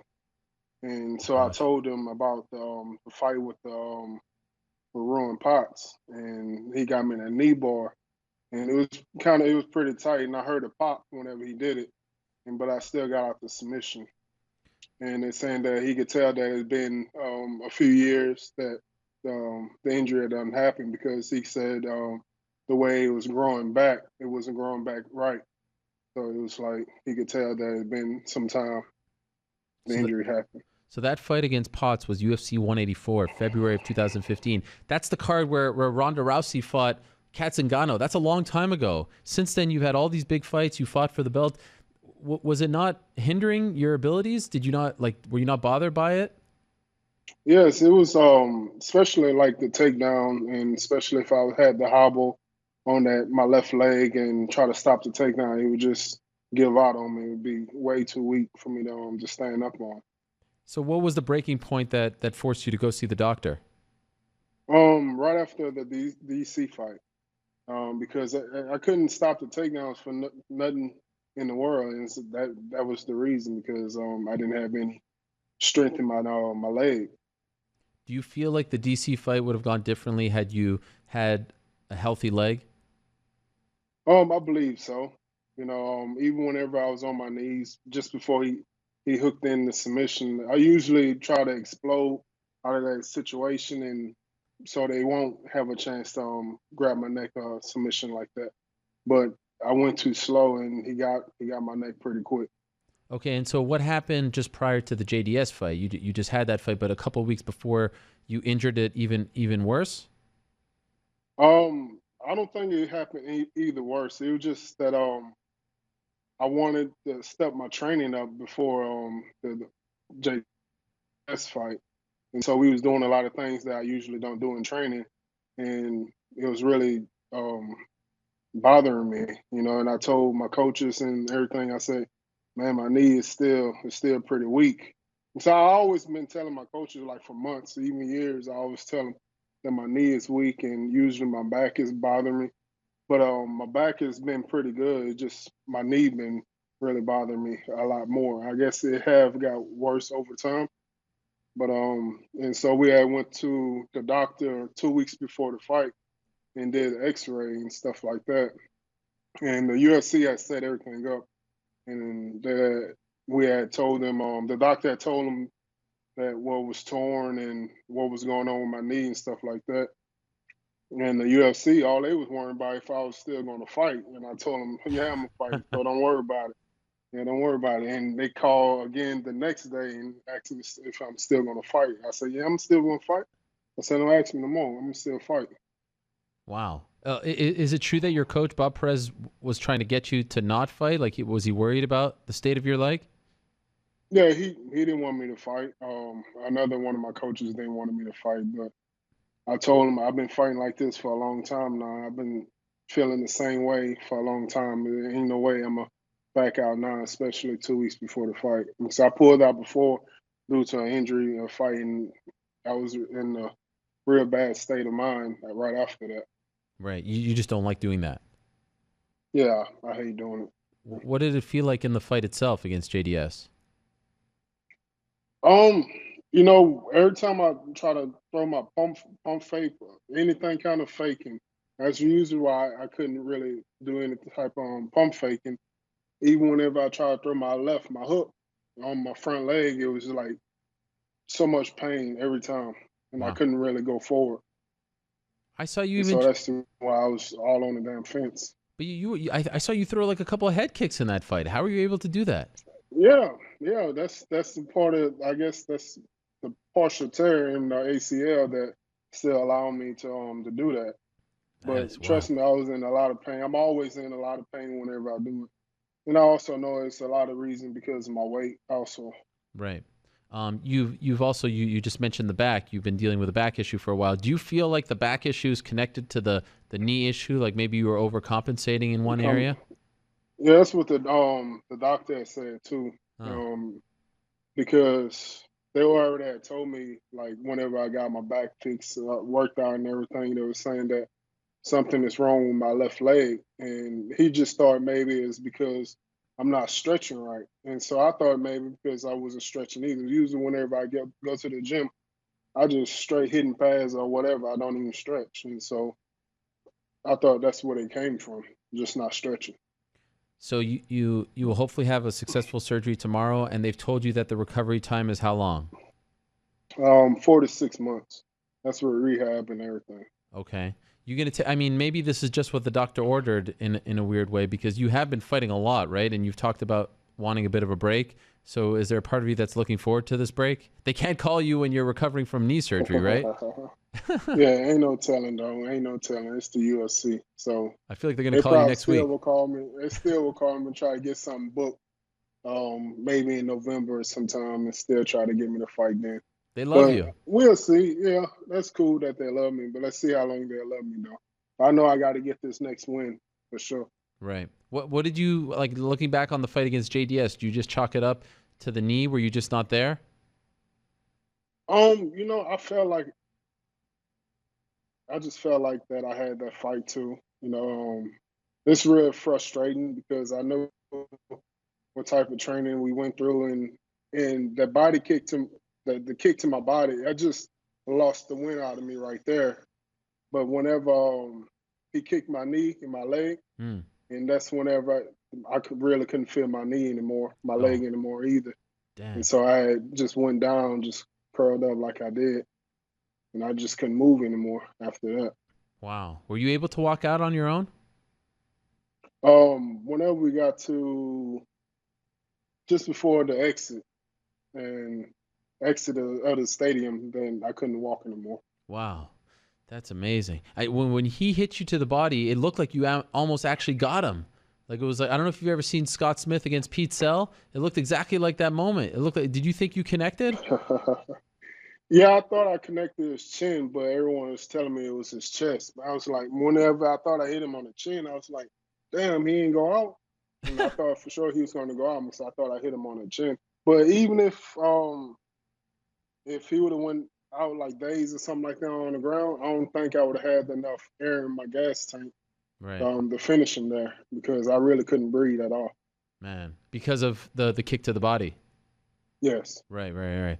Wow, that's just amazing. Well, I'm happy that you're going to get some time off now, and who knows what the division is going to look like, come November. I mean, DC may be fighting Brock Lesnar. Your guy Francis all of a sudden is a world beater. Did you see this coming? A world beater? Yeah. What, a woman beater or a world beater? No, world beater. A world beater. He. What is that? Like he's beating Cain Velasquez. He beat Curtis Blades. What do you mean? What are you trying to get me to say, man? What you want me to say? I was just wondering if you were surprised, because after your fight against him, I don't think a lot of people thought he'd rebound this way. Well, shit, we all heavyweights, and it don't take that much. That's good for him, though. I guess you could say I'm happy for him. Oh, wow. I'm not no hater. I'm not no hater or nothing like that. It's good for him. Wow. I want him to be the best he could be. Yeah. I feel like before it's all said and done, we need to have that one back. We need to run it back. Yeah, for sure. Yeah, we got to have it back. We got to have it back just to see what happens. I go in there, win, lose, or draw. I'm still giving my all. I don't care what goes on, what happens in the fight. And, yeah, we got to have it back for the fans. Did you see Curtis Blades over this past weekend? No, I didn't see it, but a friend of mine had called me afterwards and said that he called me out. Yeah, what do you think of that? Yeah, that's fine. Whenever I get back healthy and everything, and it should be the best. I should be in the best shape of my life whenever I come back, because I'm really focused on my weight and, just martial arts, period. Come out there and really get the fans something to look forward to. How much weight do you want to lose? At least 40 pounds. Whoa, really? How much you weigh right now? 290. So you want to be 250? Yeah, 250 be the ideal weight. So I'll be in the bed at least a month straight. Right. So hopefully I lose some weight then, but Popeyes don't deliver, so we'll see what happens. I heard you were kind of down on Popeyes. No, I'm not down on it. I just haven't had it yet. You still haven't cashed in on that? Not yet. What are you waiting for? You got so much money, you don't need the free food anymore, huh? Yeah, I know. I have been acting bougie lately, though. I know. Forgive me for that. I've Yeah. noticed. You're back down to earth? Yeah. I miss Yeah, the I'm old back Derek. now. The old Derek would text me back. Now I have to go through Lou. I've got to go through this guy. You're all big time now. Yeah, Mike Tyson. Mike Tyson hit me up a few days ago, Really? and I told him, man, you gotta talk to Lou. What did he hit Hit you up up for? Lou. I don't know. He told me how can I get in touch with you? I said, man, you gotta hit up Lou. Mike Tyson reached out and you sent him to Lou, your manager? Yeah. Why? You don't want to talk to Mike Tyson? No, it's levels to this. You can't just come out and reach out to me personally. You know that. Mike Tyson's a Johnny come lately. Yeah, I don't know, man. Hey, it could be some troll or something. I say, hey, just hit up Lou. So I sent Damn. him Lou number. I sent him Lou number. Did he reach out to Lou yet? Lou just said that it's probably something that he probably just want to train me or something like that, show me something. Whoa. So Mike he Tyson. does that. Iron Mike. Yeah. That's a big deal. Yeah, it's okay, man. It's not boxing, is it? Wow. Did we lose him? Derek, are you still there? It's probably Mike Tyson. He's mad that he sent him to his manager. That's crazy. Mike Tyson reached out to me to help me with something. I'm probably taking that call. All right. Well, it looks like we lost Derek here. Could we reconnect with him quickly? Because I'd like to say goodbye properly. But in a matter of seconds, we're going to be joined by Curtis Blades. Oh, I think he might be back.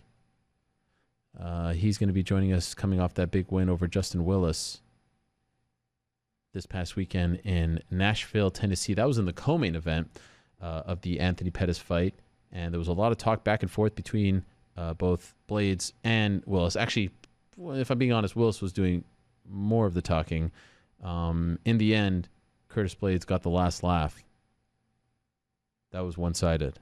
Very one-sided. Big takedowns all over the place. Wild stuff. Great performance from Curtis. Of course, he's coming off a loss to Francis Ngannou in China. So I was curious to see how he would bounce back. And he bounced back with flying colors, as they say. After Curtis, we're going to be joined by the new welterweight champion, Kamaru Usman. After that, we'll be joined by Uriah Faber, Jacare Souza, Royce White, still to come. Derek, you there? Yes. Okay. Yeah, I just didn't want the interview to end on that note. But that is great stuff. I hope you have a great surgery tomorrow. I hope it's successful. You make a quick comeback. You take some time off. Here. You can hear me? I can hear you. Yeah, I can hear you.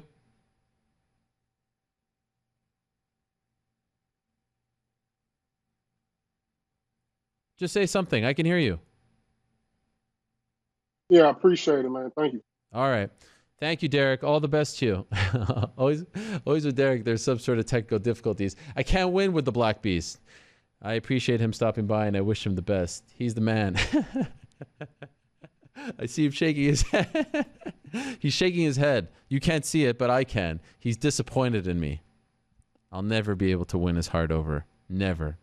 I'll never be able to gain his acceptance. It will never happen. Thank you very much to the Black Beast, Derek Lewis. Always great to talk to him. So there you have it. You heard it from him. Partial tear of the ACL, torn meniscus, torn MCL. He shall be back. All right. Like I said, Curtis Blades coming up. Let me tell you about Curtis Blades, courtesy of my friend Andrew Davis, giving him a shout out. Do I not have any Curtis Blades stuff? Oh, yes. He had 7 takedowns against Justin Willis, 40 career takedowns. That's most. Number 1 in heavyweight division. Oh, there it is. Thank you, Corporate Jake. I didn't know you do that sort of thing. You're welcome. I know you're very busy. Trying to make the show go, you know? Yeah, I appreciate that. New York Rick never did that for me. Nope, he for the didn't. record. That's why he's gone. Yep. You say that with such gusto. Curtis Blades has the most wins at heavyweight since 2017, 5, and as you can see, 2.03 significant strikes absorbed per minute. That's the 3rd lowest rate among active heavyweights. That's not bad. By the way, can we tell Kamaru Usman that everything, I'm getting a little worried that he's not going to show up. I feel like Kamaru and I need to clear the air. So we're okay? I'm very worried about it. I'm very worried. I just want to say I'm very worried. I just feel I have weird thoughts. I have weird feelings. I'm very worried. So anyway, like I was saying, Usman, Faber, Jacare, and Royce White still to come. I'm looking forward to the Royce White one. Royce White, NBA player, going over to MMA. This is wild stuff. He's like 6'8", crazy. All right, matter of seconds. Curtis Blaydes going to be joining us. Thorough domination of one Justin Willis. Willis talked a lot heading into the fight, and Curtis got back on track coming off his loss to Francis Ngannou. Afterwards, talked about Stipe Miocic, talked about Derek Lewis. He's back. And that's a pretty impressive thing. I did not know that prior to reading this. Most wins at heavyweight since 2017. Also, most takedowns in UFC heavyweight history. 40. The wins, by the way, 5, as I just said. That is really impressive. We have Curtis ready? All right. Curtis Blaydes joining us right now via the magic of FaceTime. Curtis, how are you?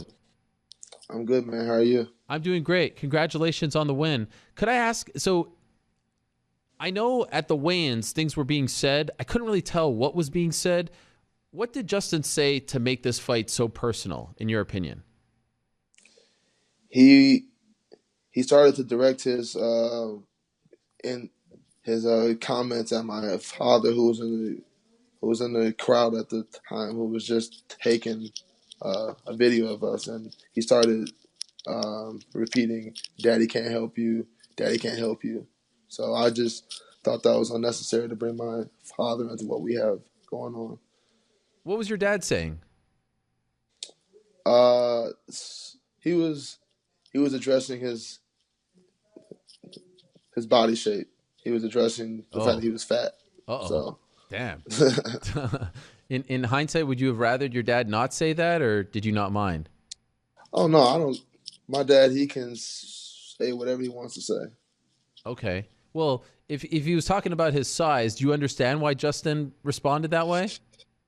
I wouldn't speak to another fighter's father, brother, sister, because we're the professional athletes. This is between you and I. And Justin, he had a lot of people coming at me all week, and I ignored them all. Oh, really? Yes. Like who? Like what? What were they saying? Randoms. Really? I don't know them. They were just coming up to me, trying to get in my head.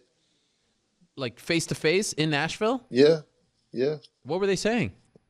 At the hook, Big Freddy's going to destroy you. Wow. He's going to make you his B. All this nonsense. People who were part of his entourage? Yes. Oh my gosh. So this got really personal. Yeah. All week, and I said nothing. All week. Every time he walked past me in the elevator, at the hotel, at the fitness place down the street where they have the hot tubs and everything, everywhere. Okay, and so prior to coming to Nashville, like, did you feel like in the build-up to the fight it was personal, or did it really change once you got there? It was only when I first got there, the very first night, Tuesday night, I'm heading down to jump on the scale, check my weight. I walk past him. I have my headphones in as I'm walking past, but I can just see him jawing, and he's giving me this look like he wants to go. I'm like, it's only Tuesday, bro. What are you doing? And then, of course, you get to the fight, and it was pretty darn one-sided. Are you happy with what you did out there to him? I'm very happy. I mean, I wish he hadn't been hooking my gloves. I would have liked to drop a couple of elbows, but I'm happy with my performance. What was he doing? He was holding onto your gloves? He was hooking the inner part of the glove, like a veteran move, but still, right. To speak the way he spoke all week and to do that, like I don't respect him at all. And so do you feel like you wish you would have inflicted more damage? Yes, I wish I would have drew blood.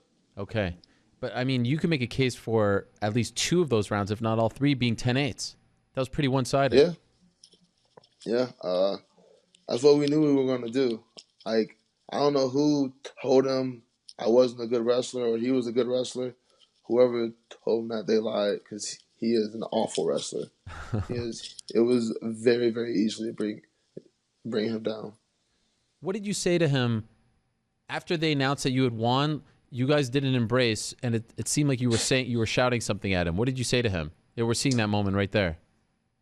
I was telling him he needs to go home and work on his wrestling. Oh, and I also brought up how he's being disrespectful to my dad. Okay. He needs to go apologize. Did he apologize? No, I doubt it. No. Did you talk to him afterwards? No. What was your confidence like going into this fight, considering what happened in your last fight against Francis? How were you feeling heading into it? I mean, I was still supremely confident. What happened against Ngannou, I just got caught. We didn't get to implement any of the game plan that we had been rehearsing for weeks and weeks. I still feel, had I been able to survive that initial hit and get him on the ground at least once, it would have greatly altered the chances of him winning. I think I win that fight just off of one takedown. That's how effective my wrestling is. Right. And I don't know if you heard my stat before you came on. You have the most takedowns in UFC heavyweight history. Did you know that? Yes, I did. Wow. But I appreciate you dropping the knowledge bomb on your show. I appreciate that. No problem. 40. I have to admit, I didn't know that. I didn't realize that. That's a pretty impressive stat. Thank you, man. I didn't realize it was going to happen like this early in my UFC career, but it was always a goal of mine to be like one of the premier takedown artists at heavyweight. So did you feel in that, like in the aftermath of that fight, was it eating you up inside knowing that you could have taken him down, you could have dominated him, perhaps like you did to Justin Willis? Was this a fight that you stewed on for a long time as you were getting ready for your next one? No, I got over it pretty fast. Pretty much by the time I got back to the States after the loss, I was over, because you have to. You can't think about the what ifs and all that, because that will eat you up inside. I needed to move on to prepare for Justin Willis. And flying home from China, all that stuff, that I mean, I would imagine not the best experience. Like, you go that far and the fight ends that quickly, right? Yeah. But it's a part of the fight game, you know? Yeah.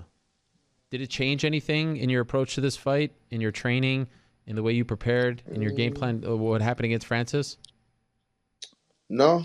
Because honestly, we watched the film, it wasn't anything I really did that was wrong. Like, he got me behind the ear. It wasn't like I dropped my hand or I was like jaw upwards. I was protected, and he got me behind the ear. And it's just, he has ridiculously long arms with a lot of power. So there's nothing you can really do about that. And so afterwards, you called out Stipe. You called out, or not called out, you said you'd like to fight Stipe. You'd like to fight Derek. And there was one other, JDS, right? Yeah. So we just spoke to Derek. He's out for a considerable amount of time. He's going to have knee surgery. I feel like they're going to do JDS versus Francis. I think in the past there was talk of you and Stipe. Do you feel like you're going to get any of those guys? I mean, I feel like I deserve one or the other. Like, if they're going to do Francis versus Junior, okay, I get that. That's a great matchup for both those guys.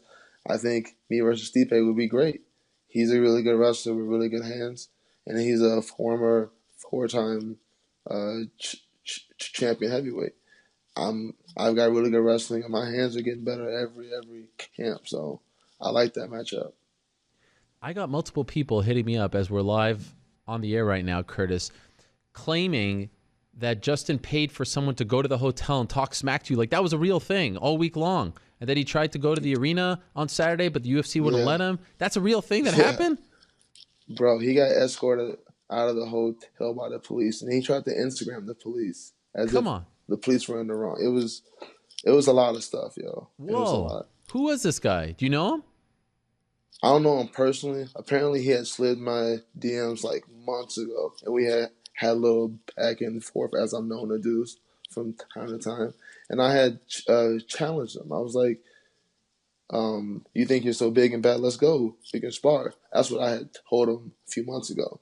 So he pops up at the hotel, I think, Wednesday night, and he's like, remember me? I'm like, no.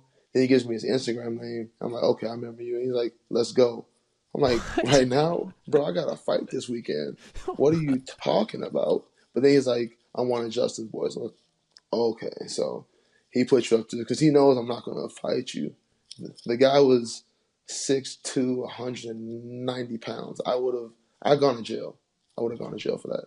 Wow, this is wild. And so at that moment, the cops escorted him out?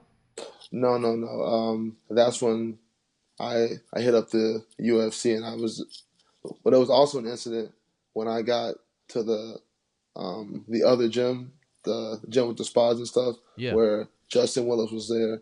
And I was there with one of my teammates. We were there just to hop on the spa. And the whole time we're doing like the initial checking in process, which takes a few minutes because they have to get all this information.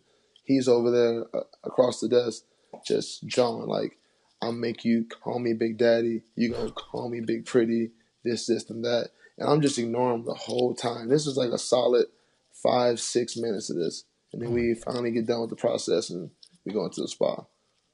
Jeez Louise. This sounds like a very stressful fight week. Or annoying. Just very annoying because it's not very professional, and that's why I expected the highest level. Like, we're not fighting on the regional circuit. We're not fighting in like a back of a bar. Like, bro, we're on TV. We're professional athletes. You don't have to do all this. But I feel like he resorted to all that because he knew his only chance to beat me was to get me like emotionally unstable. Right. And do you think that he paid this guy to do this? He may not have paid him. He might have just offered him like, yo, I'll give you a picture on Instagram or something. I don't know. I'm not going to accuse him of paying him, but he definitely put him up to it. Wow. And so this guy was talking to you. Was he talking to you before the Willis fight was even done, or only once that became a reality, that fight? He slid in my DMs like way back in October, but since then I hadn't heard from him. I think I blocked him actually. Yeah, I probably blocked him. But then he pops up at the hotel. Damn. I don't know if he's a local or what. He didn't have an accent, so I don't know. Yeah, that was my next question. Maybe he lives in Nashville, so it was easy for him. I have no idea. Oh my. So do you think the I don't know, the issue between you and Justin will just never, like, you're not really interested in squashing the beef with him at this point? He will never have my respect. Okay. So I like when me and Alistair how we're able to be cool and train together. I don't even hate Ngannou. I respect Ngannou. Like he goes out there, he does what he does. He doesn't talk smack. He does work. I respect him. Justin Willis, hope he loses every fight for the rest of his career. Wow. So yeah, I can understand why you feel that way. Wow, that is unbelievable. Well, way to get back on track, Curtis. What a great win for you. I know that you said that you were upset that you couldn't inflict damage, but I mean that was a pretty darn dominant performance. I feel like you've proven your point. I feel like you set out to do something and you did it on Saturday. Thank you. By the way, was it weird talking to DC, his teammate, after the fight, or no? No, it didn't even hit me. Yeah, they both had AKA. It didn't even hit me until afterwards. That's why I was like, oh yeah, maybe it was for him. I don't know. It wasn't weird for me though. I was heated, and it was all at Justin Willis. I was super heated. Yeah. I feel like you should have called him out right then and there. DC was talking to you, the champ. We actually did ask for DC like months and months before he fought Derek Lewis, and then it went to Derek Lewis. So you're all right. He doesn't think I'm worth it, which I get it because I might win. I might lose or I might win. If he loses to me, it's not a good look. Right. So. Well, congratulations. And by the way, when do you want to return? I'd like to get on that International Fight Week card in Vegas. That'd be nice. Yeah. July 6th in Las Vegas. Enjoy this one. Curtis, what a great win. What a great bounce-back win for you after what happened at the end of last year in China. Appreciate you coming on. Thank you, man. Always a pleasure. All right, there he is, Curtis Blaydes. Curtis Razor Blaydes joining us. Big win for him, and that is a crazy thing. That is an absolute crazy thing that just happened. Guy coming up to him in a hotel, that's wild.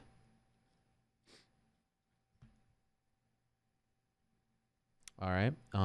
Great stuff there from Curtis Blaydes. Congratulations on the victory. All right. In a matter of moments, we're going to be joined by the new UFC welterweight champion, Kamaru Usman. Won the belt just a couple of weeks ago against Tyron Woodley in Las Vegas. He's the king now at 170 pounds. Recently had surgery, double hernia, which is insane. I've never heard of something like that before. That just seems really, really painful. And now everyone wondering when he'll return, against who? Colby, the issue with him. That could be one of the more anticipated title fights of 2019. They have a story that dates back to last year. Remember that press conference in Brooklyn prior to UFC 223? There's a lot there. His brother just won in Titan FC. A lot going on in the life of Kamaru Usman, so I'm looking forward to catching up with him in a matter of moments. And after that, we're going to be joined by the California dad himself, Uriah Faber. And then after that, Jacare Souza. And then we shall wrap up the day with Royce White. A reminder that the UFC is back this weekend on ESPN. It's UFC Philadelphia. It's Justin Gaethje against Edson Barboza. Dave Branch on the card. Michelle Watterson on the card. Sabina Mazo on the card. A who's who. That's this weekend. I'll be there. But for now, let us say hello to our next guest. Great to talk to the new champ, the new king at 170 pounds, the one and only Kamaru Usman joins us right now via the magic of Skype. Kamaru, how are you, my friend? What's going on, Ariel? It's good. It's good to talk to you. Thank you for doing this. I appreciate it. So we're around 3 weeks removed from you making history, first African-born champion. Life as champion has finally set in. What is it like? Is it different than you expected? Nothing's different. I mean, I've known for a while inside that I was going to be the champion. It's just now that everyone is starting to see it. You know, now it's solidified with everybody. But I've known for a while. Have I not always looked like the champion? I mean, when I show up at these fights, you know, I do everything that a champion does. I exude everything that it takes to be a champion. I dress like a champion. I walk like a champion. And I talk like a champion.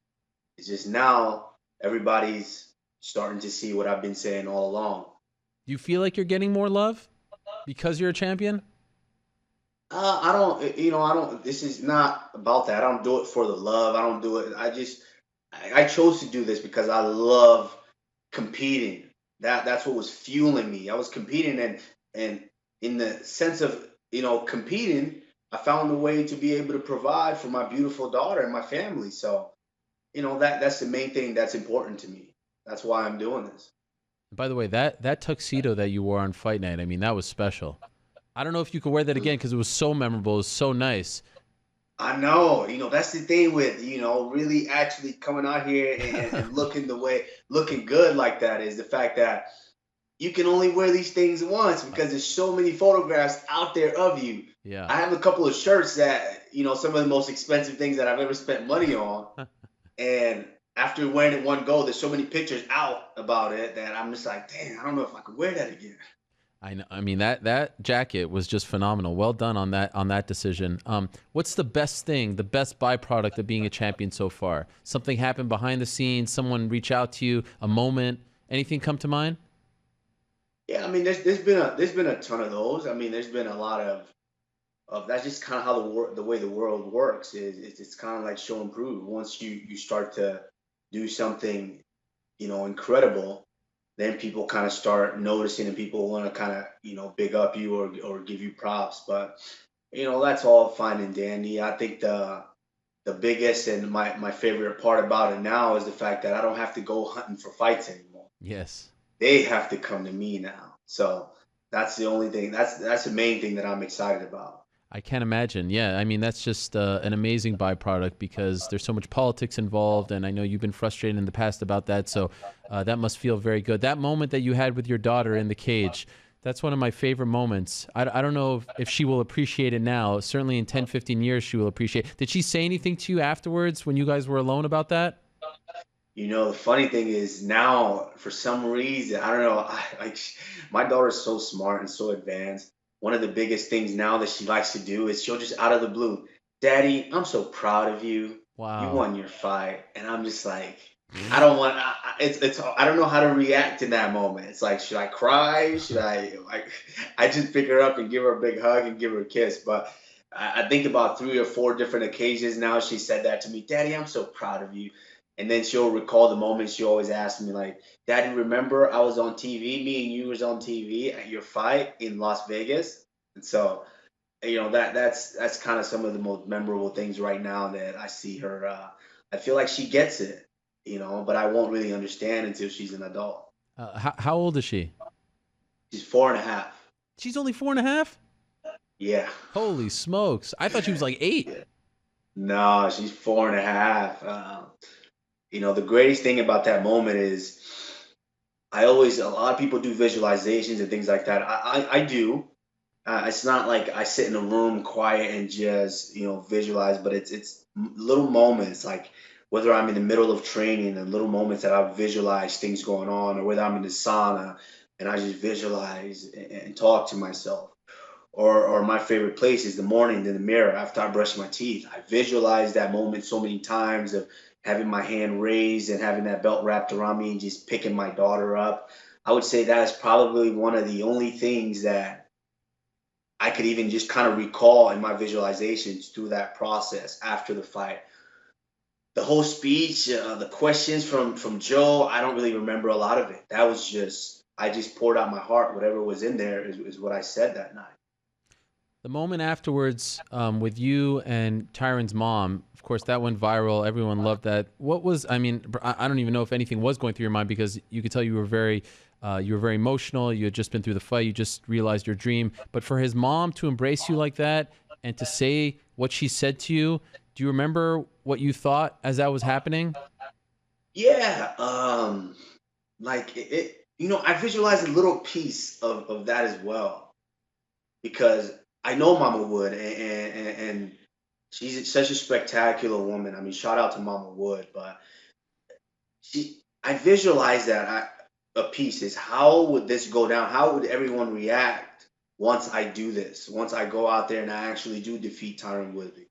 And, you know, so I thought about it because I've seen her do that before. That's just how she is. She's a spectacular woman. She did that for Darren Till when Darren lost. You know, she went back there and consoled him and spoke to him. And so I envisioned that a little bit, but it was just something about it. And like I said, I've spent a little bit of time with her, so I know her a little bit. So it was the moment of just me walking back there, and just really, she broke me. She broke me down, because I was walking by, and I really kind of just foggy vision walking towards my dressing room, and then I see her and she says something, you know, kind of lightly, and for some reason I just my ears just gravitated towards her, and I saw her, and then I just kind of walked towards her. I just had to embrace her, and she just broke me with her words. She broke me down, and it's, you know, like I said, I have this chip on my shoulder that I've had for years and years and years, all through my life, and she broke right through that to where I couldn't even really talk to her. All I could just do was listen, take in what she was saying, and just cry on her shoulder. Do you feel like the chip is gone now? No, the chip is never gone. I mean, you know, there's a lot of different things, a lot of different situations that I'm still dealing with, but that chip is never gone. I've been underestimated for years and years and years, and I'm still underestimated. I mean, you had this one guy my whole fight week of me about to fight for the title saying that I'm not good enough. I can't wrestle with this guy because I didn't go to a Division I college, that I can't strike with this guy, that there was nothing that I can do as well as this guy.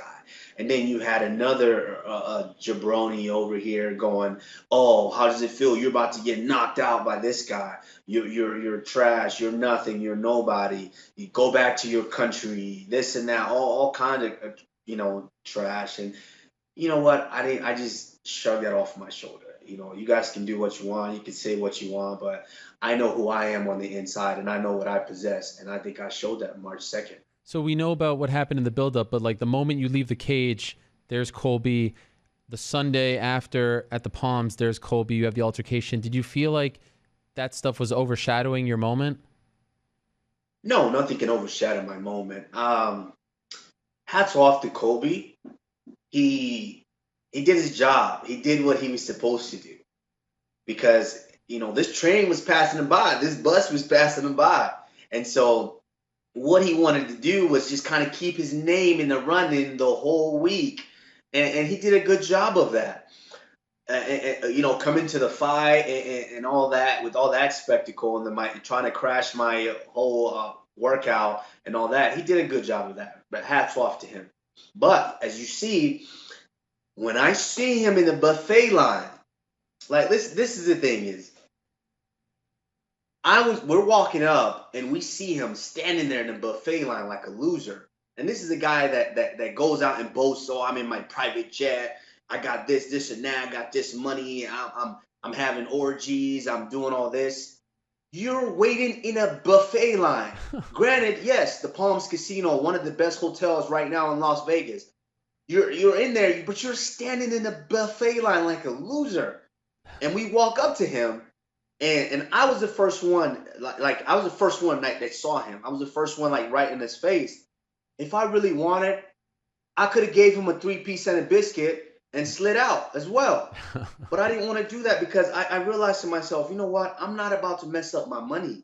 Like, now I get the opportunity to really do what I want, and that's fight this man in an octagon in front of millions and millions of fans that I've been wanting to do for years now. I get that chance. But my manager, Ali, doesn't get that chance. So Colby ran his mouth. He said a lot of things to a lot of different people, especially with Ali. Colby ran in, called him a terrorist, called him all this, talked about his family. He's running off at the mouth. And when we seen him there, I tried to control Ali. I couldn't. I'm talking bitch slap, dirty smack. He smacked the dog shit out of Colby. And I know Colby got on here lying, saying that, oh, they didn't touch him. He got smacked heavily. We got the real video. He got smacked.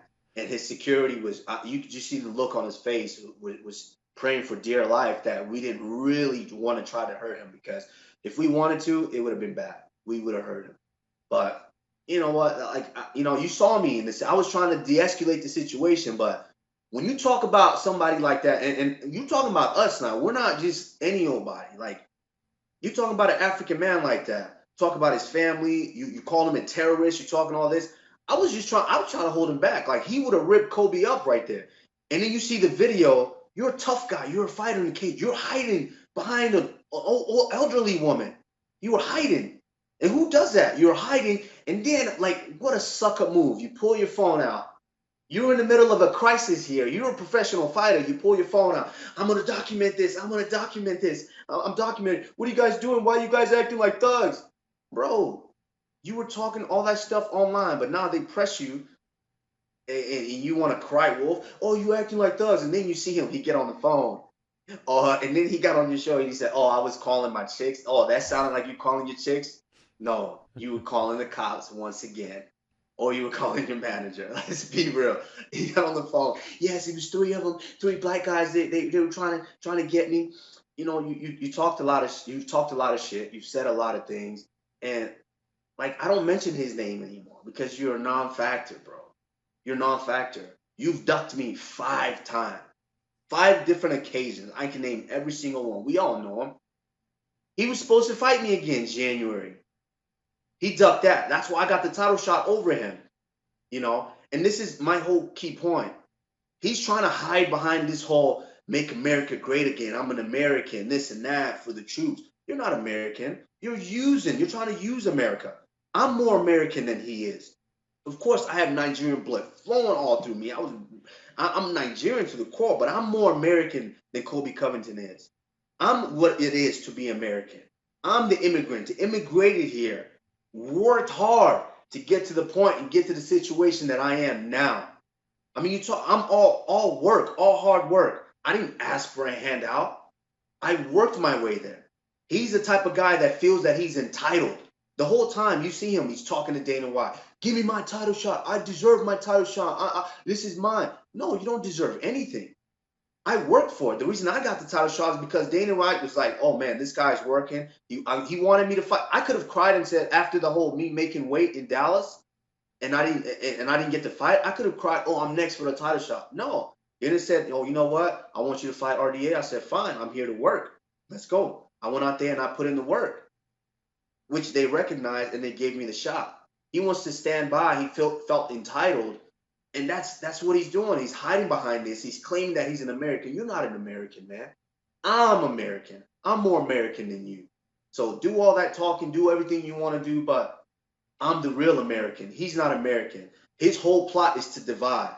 Oh, make America great again. These people need to get out of here. These people need to go. No immigrants need to be. No, I'm American. I'm trying to unite. He's trying to divide.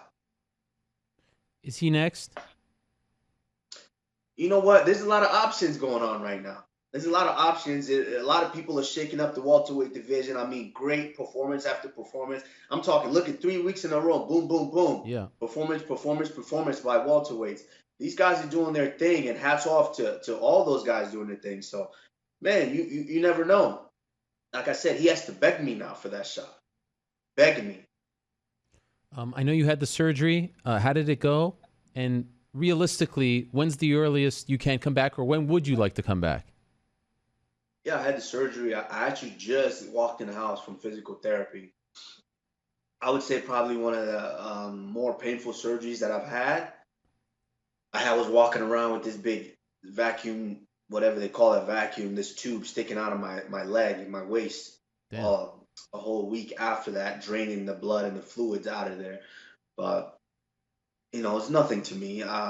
It's part of the game. I've sacrificed so much. I've sacrificed time, relationships, and a big part of it is my health as well, my body. So, just another step in it. I'm doing physical therapy and I'm working hard. The doctors say about 2 months for me to actually get back to training.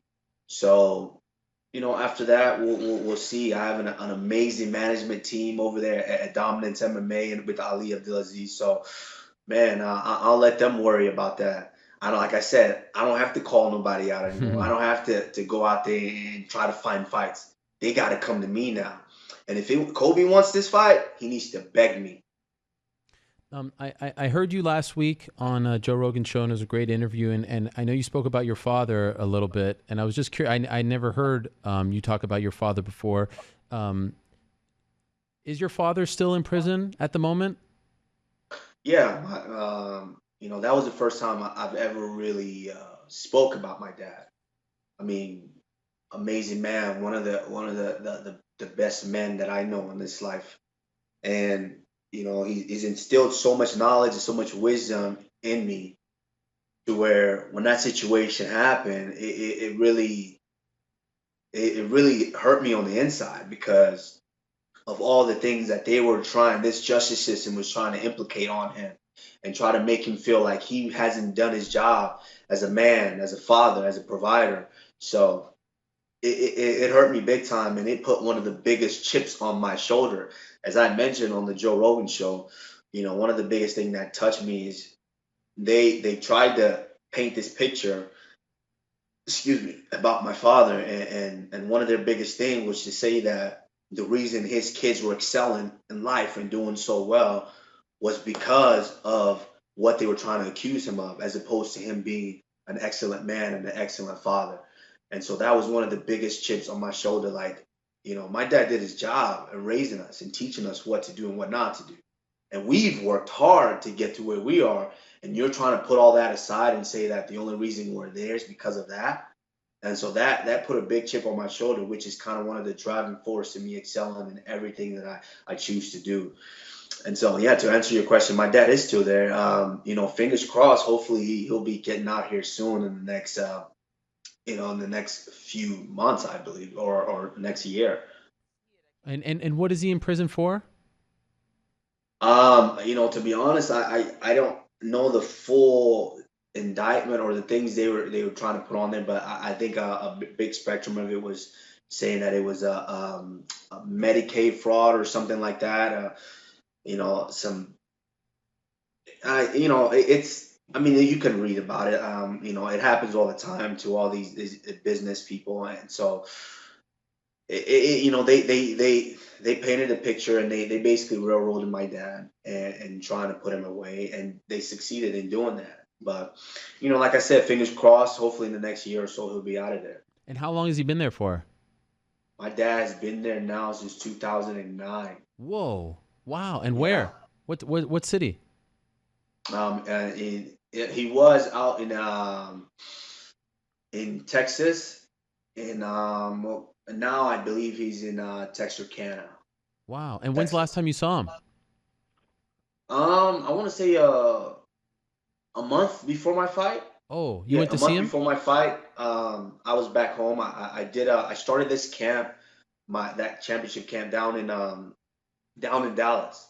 I went out there to work with you know, some of the coaches that I work with while I'm down there. Stephen Wright, Tony Cabello, and Derek James, amazing stand-up coaches and striking coaches. I went out there and put in some work with them a couple of weeks, and I went down there and saw my dad and spent some time with him before I came back to Florida, my home base, and finished camp. Does he know what his son accomplished earlier this month? Oh yeah, he knows. My dad is that's one of my biggest fans. He watches all my fights. That was the only fight that he didn't get to watch because that one wasn't on a network television. That was pay-per-view. But yeah, my dad, I'm sure he watched the pre and post fight interviews, press conference, and all that. But yeah, my dad is one of my biggest fans. He watches them all. My family is one of my biggest fans, and I love my family very much, and they love me as well. And just curious, any plans of going back to Nigeria now that you're the first African-born UFC champion? Will you bring that belt home? Absolutely. There's plans. We're working on some things here, some big things, because I don't want to just go back and that's it. Just go back and be received and that's it. I want to go back and bring something back to my country, my homeland, which we want to put some things together. We want to make sure that the funding and everything is there. So when I go back, I'm able to really create better situations for a lot of different people. I want to make a big impact when I go back. So I don't want to just go back and take from there and head out. I want to bring something there. So yeah, there's some big plans. You know, we're still waiting on that presidential invite. So that's on its way soon. I think he might be waiting for Israel to go ahead and complete that second part of it, so he can ask both of us to make that appearance right away. But it's good times right now. I mean, I'm in a different place, Ariel. I'm not worried about all this negative energy, all these negative people talking all this and that. When the time is right, everybody will be dealt with accordingly. Right now, I'm just trying to heal up, love on my family, love on my daughter, and get back to work. And you certainly deserve that. One last thing for you. After the fight, I spoke to Tyron, and he said that he thinks he has earned the right to get a rematch at some point. He wanted it right away. I don't know if that's going to happen. Do you feel like that's fair? Do you feel like he deserves a rematch? If it was up to me personally, yeah, I would give him a rematch. I mean, Tyron, I believe, has been an exceptional champion, a great guy, a great dude. Nothing but love and respect for Tyron. You know, this was all business. I just couldn't sit and way back in the shadows and let this other clown run his mouth and talk himself in and out of fight, the title fight. And so it was my time. You know, that was my time to go out there and do what I do, and I did. So nothing but respect for Tyron. If it was just up to me, of course I would give him a rematch. But it's not just up to me. You know, there's a lot of other forces involved that run the company. So it's not just my decision, it's their decisions as well. So if they feel like they want to go in a different direction, there's nothing I can do to change that. Kamaru, I really appreciate this. Again, congratulations on the win. Enjoy the moment. Enjoy making history. It's very much deserved, and I hope that you get everything that you want as a result of being champion. And thanks for opening up as you did. It's been really great to see the love, and congratulations that your brother. I know your brother wanted to fight a couple of weeks ago. Congratulations to him as well. Yeah, Motor. He's slowly building. I mean, he's only been doing this for less than a year, and you know, he's learning. And once he gets everything down, he's gonna be a problem. Thank you, Kamaru. I appreciate it. All the best. Thank you, Joe. All right. I mean, Ariel. Sorry That's about right. that. That's right. All My good. bad, my man. All good. All good. There he is, the welterweight champion. He can call me whatever he wants. Great to have him on the show. Congratulations to him on the big win over Uriah Faber. Okay, over Tyron Woodley. Speaking of Uriah Faber, see, I got mixed up too. Let's go to our next guest. Joining us right now, patiently waiting via the magic of FaceTime. There he is, the California dad himself, Uriah Faber. I'm sure you haven't heard that one before, right, Uriah? No, not yet. What's up, Joe? Oh, man. Thank you, Uriah. I'm Ariel. Sorry, my bad. Mazel tov. That was awesome. Mazel tov. Thank you. Thank you, brother. What is it like? Man, it's been awesome. It's been a trip, man. I haven't really felt this before. Obviously, I'm an older dad, which is awesome, even though I feel super young. And it feels like I've been doing it forever. It feels like it's supernatural, and the baby's always been here. Baby Callie Rain, for those who don't know, baby girl, super healthy and beautiful. We've been having a lot of fun with it. It's cool, man. It's a lot of fun, and I think I'm getting spoiled, to be honest, because from what I've heard horror stories, my baby is like the easiest baby. She's, sleeps through the night. She doesn't cry much. She's awake. She's just looking around. She's been laughing and smiling a lot. It's pretty crazy, man. I'm super pumped to be here and looking forward to having some more kids. Wow, so beautiful. And I saw her on your Instagram laughing at your jokes yesterday. That's wild. Yeah. It's funny. I mean, I was a human development major, so I know she wasn't really laughing at my jokes, but it sure seemed like it, right? I think smiles and laughs like that are like for drawing attachment from adults and from parents, so that you want to care for the kid more and put up with them puking all over you and all that good stuff. So it's pretty crazy, man, to see this whole little life that's half you. Did you always want to be a dad, or is this something that later in life you wanted to do? I've always wanted to be a dad. When I have my goals set and my long-term goal, that was always a big one, which was have a healthy and beautiful family. And just that's part of the reason why I retired in the first place, was there were some things that I knew I would not be able to do, because I just know myself. I'm an all-in kind of person, that I knew I would not be able to do unless I stopped the grind, traveling all over the world and focusing on myself, finding the right girl and having, the intention of starting a family on top of some other things. I just wasn't going to be able to do it. And that's the reason why I waited so long, even though it was a big priority for me. And luckily I'm a late developer in a bunch of different senses. I feel great. This is the best I've felt in a long time, getting ready for this big competition coming up and have this new motivation. It's a different kind of motivation, it's hard to describe, and parents out there understand it, I'm sure, but it's exciting, man. It's a good time for me. The competition you're referring to is you versus Nikki Ryan, right? In Polaris. That's coming right up. What's the date? When is it? May 25th and May 26th in the UK. That's right. And Nikki Ryan, for those that don't know, is a teenage BJJ phenom. So this is a fascinating matchup between at that point you will be 40, right? And you're competing against a teenager, and so this has you very excited. This has you motivated, in addition to being a dad. Yeah, I mean it's one thing, and this is my third competition so far.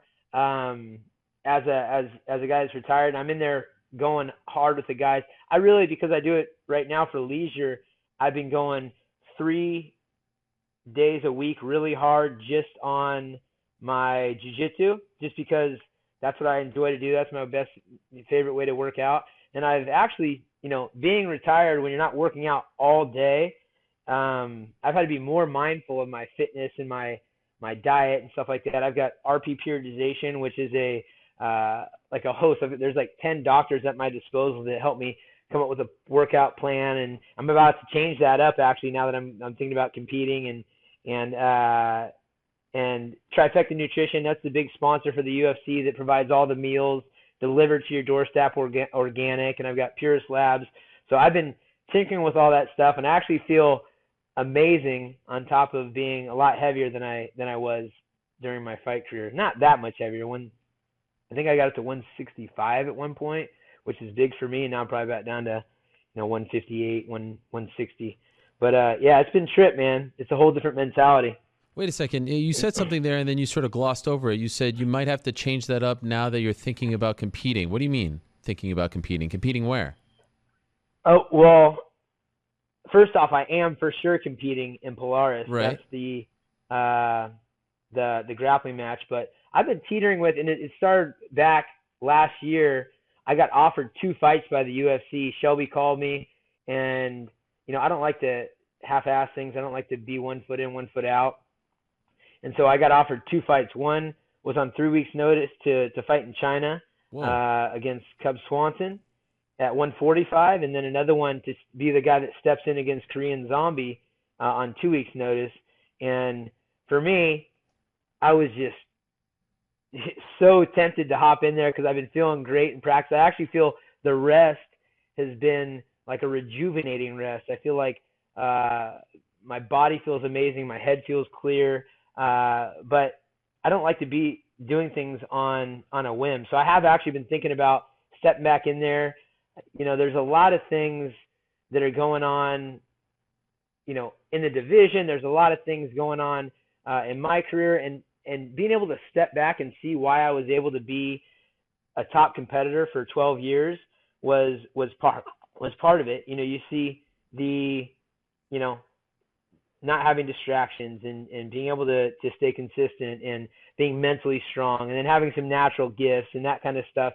And then I had a couple of conversations that really just tweaked the way I was thinking. One, my longtime Brazilian Jiu-Jitsu coach, Fabio Prado, brought in Murilo Bustamante, who's a legend of the sport, fought with the top guys until he was about 45. And I got to spend a couple of days with him, and he was talking about, why he feels like he was so successful in the older age. And he attributed it to being a natural athlete. He looked amazing. I think he was 51 or so, maybe a little bit older. And he looked incredible. And he attributed to that. He saw a lot of people throughout time that were doing PEDs and just doing things the wrong way, cheating the system. I know there's a lot of money at stake. There's a lot of opportunities, and guys are, doing these things that are they're the easy way to advance, but it can be hard on your body. And so he talked about how his longevity was because he was a natural athlete, and everybody knows I'm in that boat. I talked to Roy Jones Jr., who's my favorite fighter of all time, and I've got to create a great friendship with him. He's still competing into his 50s. I think he's maybe going to be fighting Vitor Belfort here coming up, which is crazy, in ONE FC. But he was another guy that was all natural, no PEDs, and just, great genetics, great regimen, great focus. And lastly, there's a guy named Iron Cowboy. And if you don't know who Iron Cowboy is, he's his story is he's one of the most decorated and maybe impressive athletes of all time. He's done this 50 for 50 Ironman, 50 states, and 50 consecutive days. And now he's doing a 7-continent challenge, and he's in his early 40s. And I got to speak with him a couple of different times, talk about a couple of different, parts of his life.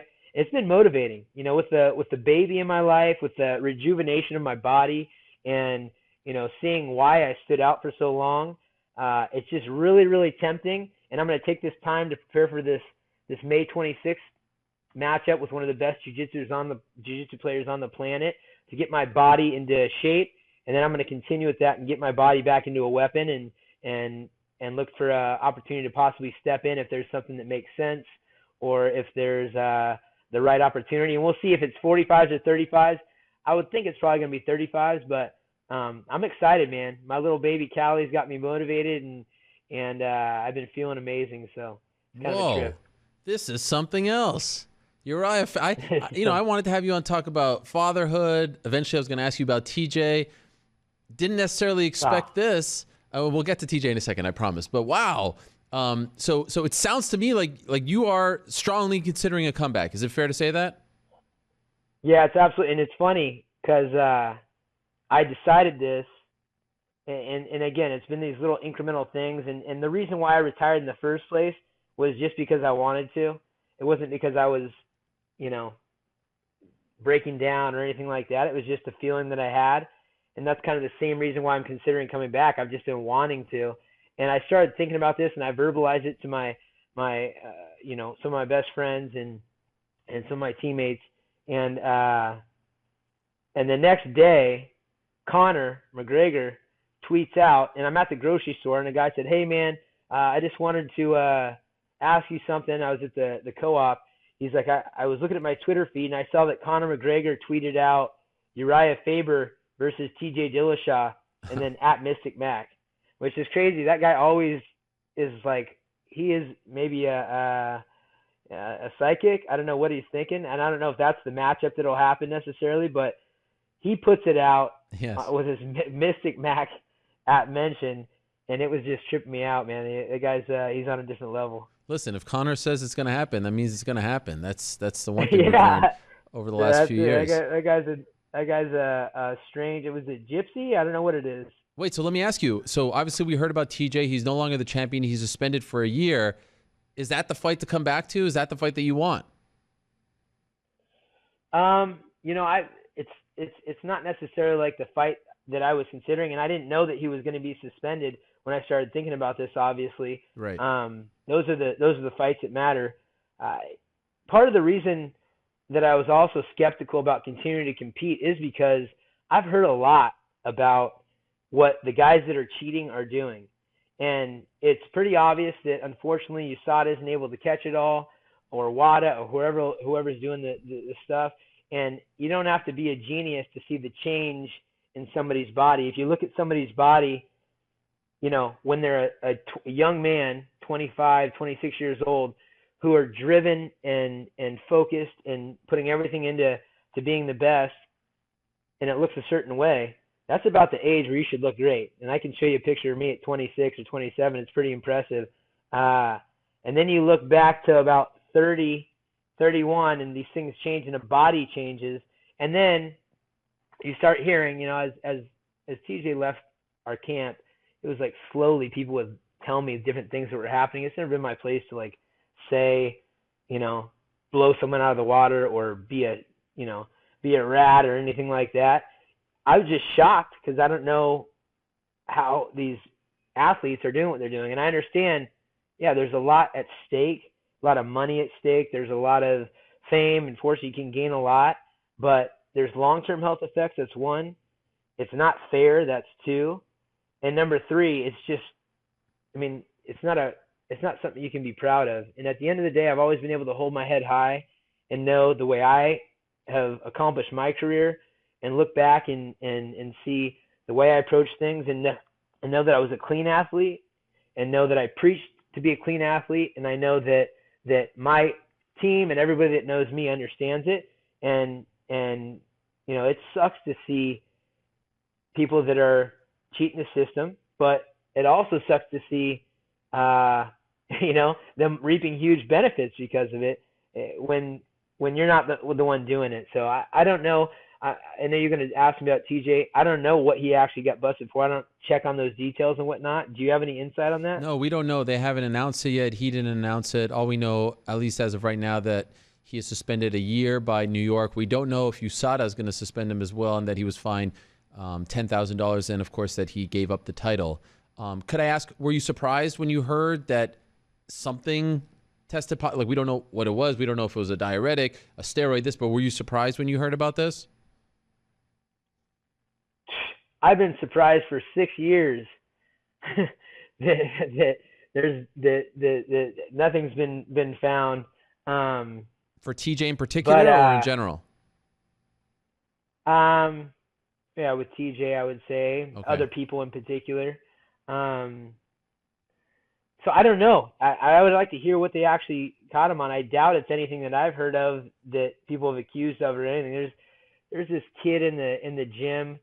I don't know if TJ did him wrong or the friendship was out, and he's kind of a strange cat. He's a cyclist kid, like Logan Louder or something like that. And he tried to tell me a bunch of stuff. Him and TJ were real tight, and TJ brought him in the gym, and I just stopped him, and I just said, "Look, bro, I'm not interested.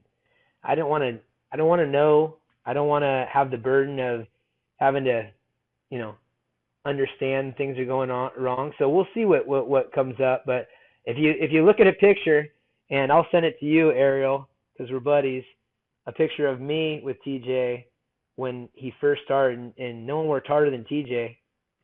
You know, he was a guy that took this very serious, was always looking for advantage. He was a guy that would pour his heart out about the emotions he's feeling because of this happened in practice, that didn't happen in practice, and you know, mentioned a lot of times about his lack of natural gifts compared to guys like me and Chad Mendez and Joseph Benavidez and Lance Palmer, and just stepping back and looking at then to now, and I'll send you the 2 pictures.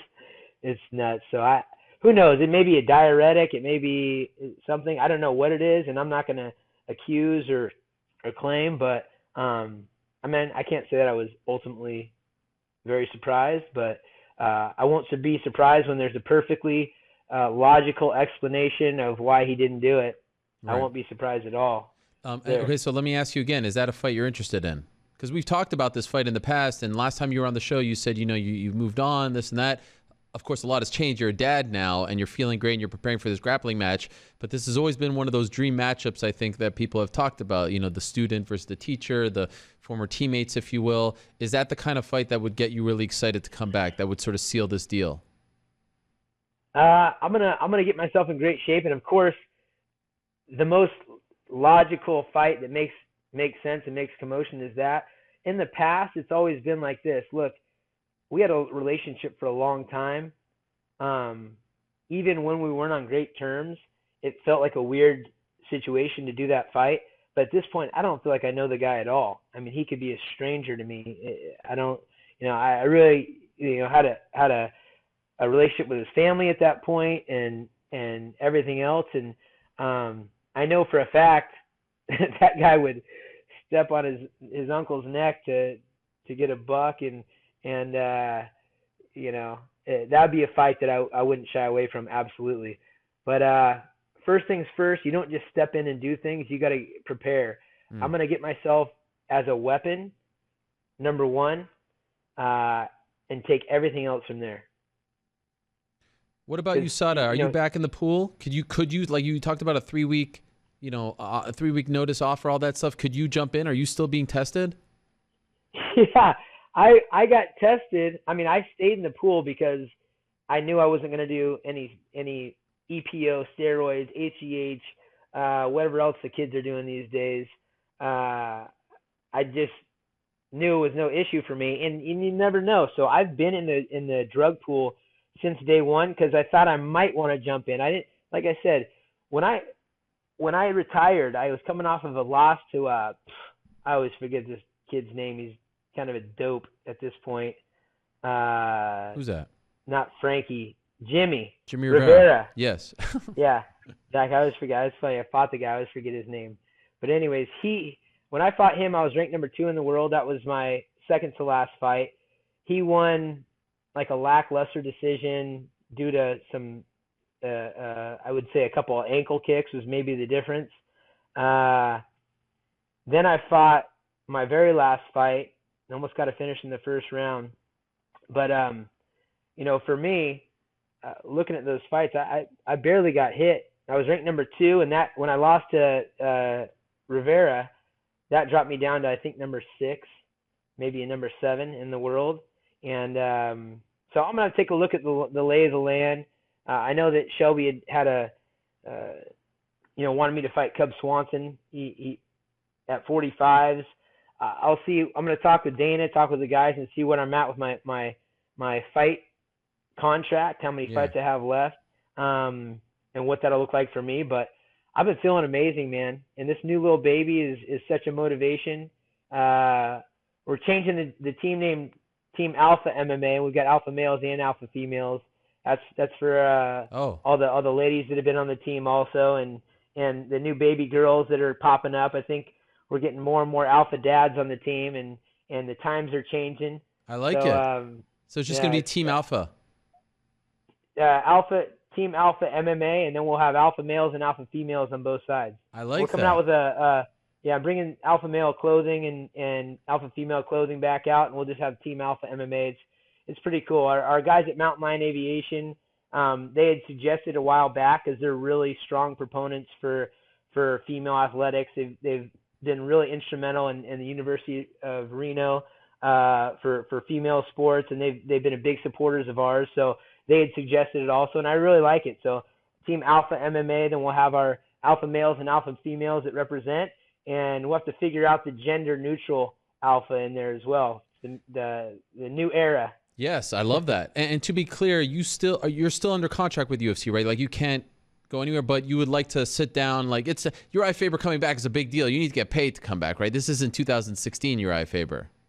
It's not, that's one thing that I learned in my time off from retirement. I have one real estate deal that I tied up that could,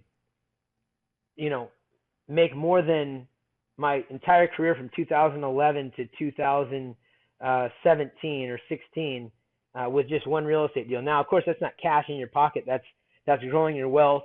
And I've got 3 gyms now, and enjoying doing little things like this grappling and having my hand in other things. It's not necessarily about the money, obviously, but I want to sit down with Dana. Dana's, he's a guy that I can talk to and see where I stand exactly, and see what makes sense. Maybe nothing will make sense and I don't come back. I mean, there's always that. Right. What does your gut say? You think you'll fight again? I think so. I've always thought I probably would. I've just been putting it off, and I figure if I put it off any longer, it'll be too late. I mean, I'm 39 at this point. There's also Coach Lee Kemp, who's one of our coaches that I've talked to in length about this. He's one of the most successful wrestlers of all time, and he's in there every day with us. And that guy is 62 or 63, and he looks better than all the athletes in our gym. And it's just due to his healthy lifestyle. Never took any PEDs. Has been a guy that's just focused on health and nutrition. And he said, "Hey, look, man, if you're even thinking about it remotely, you got to go now. You got to go now." And then he said, "I would do it. Absolutely." Wow. I would do it. Absolutely. You're giving me chills. Joe, not every day you get a legend. By the way, you announced your retirement on this show. It was called something else, but a long time ago you announced your retirement on this show. So I think it's only fitting that you dropped this bomb on us today. Oh, I love being on your show, Ariel. Thank you, Uriah. I appreciate that. It's kind of weird, like the new era constantly change. I was there for a lot of different changes in the WC and the UFC, etc. And there is a little FOMO out there, a little fear of missing out with the new ESPN relationship. I love the fact that the sport continues to grow, and we've got William Morris Endeavor behind it. Now we've got ESPN, and things are getting bigger and bigger and bigger.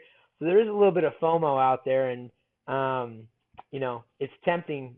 It's very tempting to get in and get a little piece of the action. Well, this is huge. My mom is already texting me. She's all fired up. Everyone's all fired up talking about this. This is big stuff. We'll leave it at that for now. Uriah, congratulations on becoming a dad. I know you're going to be a great dad. Congratulations to you and your partner, your whole family. I hope your dad's watching this live right now. Maybe you broke the news to him as well. This is huge. Congratulations on everything. Good luck in May against Nicky Ryan. We'll be watching that on UFC Fight Pass. And when you've signed that date to fight TJ Dillashaw, student versus teacher, once and for all, please do come back and tell us about it, okay? Oh, yeah. We just tuned into we'll be doing our Cali cast, so you can check that out. Okay, fair enough.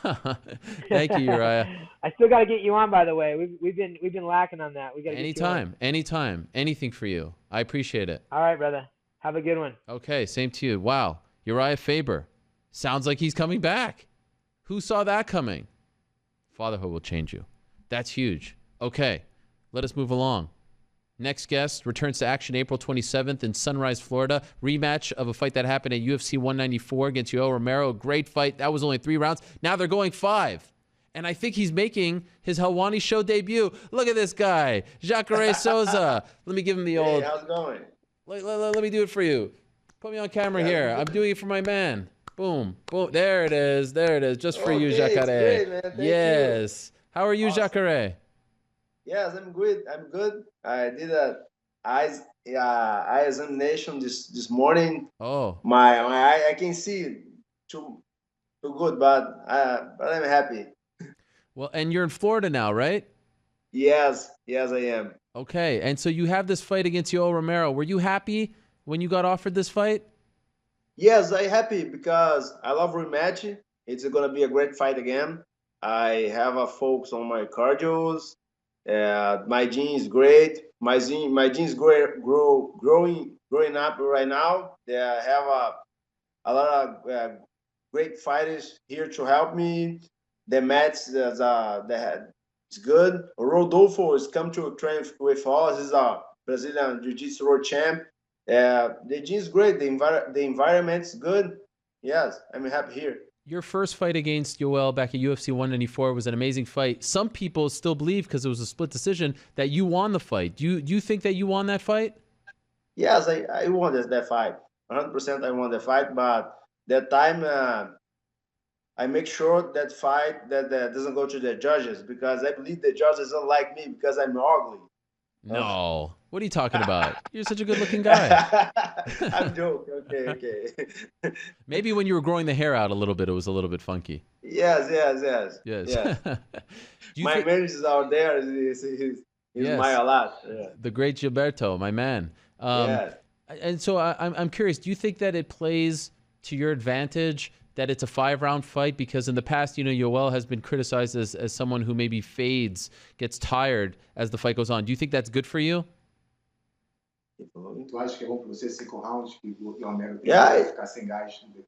Yeah, it's great for me, but he's a great athlete. No, he has a great team to help him. But I'll be ready. Whatever he brings to the octagon, I'll be ready. I come to win, and I will win, and I will win this fight. What were you told? Because the whole situation was a bit weird, because we thought that it was going to be Yoel Romero versus Paulo Costa, and then all of a sudden it was you versus Yoel Romero. What were you told about that? How did you slide in there? I don't know. The UFC called me for fight against Borrachinha. My manager helped me to talk to the UFC, but I don't know why everything's changed. No. I have been asked for UFC to fight against top fighters. I said for the UFC, give me Luke Rockhold, Chris Weidman, Romero. So my fight against Chris Weidman was an accident. Right now against Romero is the same, but it's gonna be a great fight, and I will be ready for him. So initially you were actually in discussions to fight Borrachinha, not Romero? Yes. Oh, wow. Yeah. I don't know why. I believe they've said like the young guys. No, don't like the old guys. Yeah. Speaking of which, how do you feel? Because I saw that you posted this video. It was amazing of like a highway. What is that with and the alligator going on? What were you trying to say? I call for my manager and say, I have idea, man. I need make the videos like this, and the guy, the name is Hal, did a video for me, and I posted. It's a great video. Yeah, thank you. What's the message on that? Well, yeah. The message. The message. I don't give up. I never give up, man. For me, if you give up, it's real. You lost. Right. I don't give up. Never. So do you feel like you're further away from the belt than ever? Because I feel like that's what you were trying to say. You're going in a different direction. Yes. One day I want to fight for the title. I'm confident about this, and I don't know, but I will fight for the title. How do you feel about the fact that Israel Adesanya, who's only been in the UFC for a little over a year, is fighting for a belt, and you have yet to fight for a UFC title? Make a noise. O que você achou que o Adesanya vai ter a chance de lutar pelo durante você e você não vai ter essa chance? I don't know why the UFC put him to fight again for the title. He hasn't done enough, because he never fought against top fighter. No, okay, he beat Derek Bruce, but I'm I'm a jiu-jitsu fighter, and I beat Derek Broso twice. And the second time, when I kicked the Derek Broso head, my eyes were closed. I did better than him twice, and in the second time, my eyes were closed. Why? They say put this guy to cut my line. I don't know, but he don't deserve the fight for the title. He don't deserve 100%. Even beating Anderson, you don't think makes him deserving? Anderson is out of the rank and out of shape. He don't deserve. Wow. Okay. What about Kelvin? Yes, that's real. That's a real. Right. Did you see the fight, the Anderson fight against Derek Brunson? It's a horrible fight. Right. He don't deserve. What about Kelvin? Because Chris Weidman beat Kelvin, right? Yes, Kelvin, he's an intelligent guy. When I fought him, I was sick, but I don't talk about. He won the fight. The fight was well close, split decision. But if you give him that rematch, I want to kill this guy. Wow. And what was wrong with you? You said that you were sick before that fight. What happened? I have a problem when I cut weight. I had a bad week, but I do my best inside the octagon, and I believe I won the second. I won the first and third round. Then round number 3. Right. So okay. So let's say everything goes to plan against Yoel. There's still the situation where the winner of Kelvin and Israel are going to fight Robert Whittaker. So you're still going to have to even wait after that, right? Yeah. Well, Yoel is a monster, no? Yes. Nobody's to help to fight against him, but I want to fight, and I will win this fight. I am prepared for my mind, my body.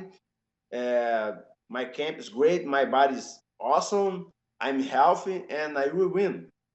Falou que você teve tempo ganhando essa luta de Yoel, vai ter que esperar essa luta do ganhar essa luta. Okay, I can waiting for. I can wait for my chance. I don't have problem to waiting. I'm waiting for many years. Right. One years, no, it's not too bad. Anything you learned from that first fight against Yoel that you're gonna try to implement in this rematch next month? Yes, he's a dirty fight, but he's an intelligent fight, and I need to prepare my mind and my body for this fight, and I will be ready. Have you watched the first fight recently? One time. One time. Back when it happened, or recently? Long time ago. Long time ago. Will you watch it as you prepare for this fight? Yes, I will. I need it because I need to study this guy because he's a monster, man. What do you remember most about the fight? How hard he hit? Yeah, no, he hit hard. He's tough. And when I taught him, he's so tough. You know, when I taught him on the grapple, he's tough. But I'm tough like him. He's not too tough. He's not tough than me, man. Yeah. I will do this fight, and I'm gonna destroy him. That's the plan, and I want to put my game on and win this fight. Yeah. And I'm sure you saw his recent fights, right? Against Robert Whittaker. Yeah, I'm sweating, man, because I'm too nervous to do in English interview in English. No, you're doing it's incredible. My first time. I know, it's amazing. It's hard. When did you learn this English? Yes, right now my English work is in practice. I know my English is horrible, but I try. I'm studying twice a week right now. But for me, it's hard to speak English. I try a lot, but it's hard for me. Yeah. Did you go to school for this? No, I have a teacher online. Oh, wow. She's great. I love her. And she helped me a lot. I'm studying English about 2 months. Wow. 4 weeks. I have to say, I'm very impressed. Oh, thank you, thank you. And are you living in the U.S. now? Yes, I am. Yeah, yeah, he's in Florida. I live in Florida. Okay. In Orlando. Yes, it's a nice place to live. My kids love this place. The weather is good. My wife loves too. Happy wife, happy life. Yes, No? yes, that's what they say. Yes, 100%. And I like it because I can eat Brazilian food. They have a Brazilian market. It's not too far in my home. Yes, Jacaré in the house. Yes, and you go back home, like, do you miss home? Yes, I miss Brazil because Brazil is beautiful, but here is a beautiful place too. I love that country. I'm blessed to live here. Yeah. Did you go to Thank Disney World thank yet? America. Thank America. Yes. Did you go to Disney World yet? Yes, I have an annual pass. Oh, wow. Well done. Yeah, for a lot of parkings. How many times have you been? Oh, many times. I have 3 boys, man. Yeah. It's great. So it's a hard work. Are you training with Mike Perry down there? Yes, yes. What's that like? Yeah. Yeah, it's great, man. He's not too crazy on the match, you know. Oh, he's not? Like the interview. Yes. He's a great guy. I trained this morning with him. Oh, okay. Yeah. Yeah. So he's a different. great guy. I love him. Wow. Okay, that's amazing. So what's the team that you're with over there? What's it called? Yeah, the team the Fusion Excel Performance. Okay. Fusion Excel. Yes, it's a great team. The team is awesome. The environment's great. The training partners, the coach is awesome. Yes, I'm happy to. I'm happy to train here. So what do you think happens? You beat Yoel April 27th. What's the next step to get closer to the title fight? Yeah, I wanna see. I'm waiting my time for my chance. Yeah. Or if UFC don't give me the chance, I wanna open a jiu-jitsu school for me. Oh, and then what? You're gonna retire? Probably. Wow. Soon? Yes. Wow. I don't have. Yeah. So I don't have problem about my aposentadoria. Retirement. I don't have a problem with my retirement. Right now my body is good. My hormone is great. Everything is good. But I don't have a problem about this. I'm retired. I have a como é que eu tive retirei, né? Sorry, my English is no problem. You're doing great. Eu saí do jiu-jitsu no meu auge dos auges. I retired my jiu-jitsu. I be on the top. Retired my jiu-jitsu when I was on top. When I was on top. Right. And you're turning 40 in December, so you feel like the clock is ticking? Tá achando que o relógio tá andando? I don't know. I have to win this fight. I'm waiting for the UFC. Não, para você que tem o quê? Você tá 40 anos de idade. Tu acha que o relógio? No. Okay. So just when you look 28. I have a 40, almost 40, but I'm looking 20. Yes. 27. I agree. I agree. So just to be clear, you if all goes well against Yoel, you say that if you don't get a title shot, you are considering walking away? You're done? Yes, 100%. Wow. That's big. For me, it's normal. It's a business. But if they don't like me, you feel that they don't like you? I know if they don't like me or if they don't give me the chance, and I'm here to be a champ. No, I'm gonna work for be a champ. If they don't give me a title shot or they put the other guy to cut my line, I will be retirement. Enough is enough. Yes. You're tired of this. Politics. No, it's not. No. I love jiu-jitsu and I work on jiu-jitsu school for me. Right. That's my dream. Will you regret it if you never get a title fight in the UFC? Do you feel like that's something that will bother you when you're older? No. Yes, I believe the guy put the young guys to cut my lines. No, it's not good. I don't know why they put Adesanya to fight for the title shot. They put Adesanya and on me. I don't know why. I talked to Dana. Why, Dana? He never beat a number 4, number 3, or never he never fight against the top fighters. And by Dana no say nothing for me. He watching for the rank. He say, whoa, everybody has a fight coming up. Okay. Wow. You met with Dana? Yes. Wow. When? I don't remember. Where's the date? 3 weeks ago. I believe 4 weeks ago. Okay. And did it go well? Awesome. Yeah, awesome. Okay. But did you tell him if you don't get a title fight after this fight, you're going to retire? No, it's my first time that I talk about this. Okay. Wow. That is huge. Well, that is, for me, that is normal. Would you go back to jiu-jitsu if you retire, or you'll just be done competing and focus on the school? I'm gonna work.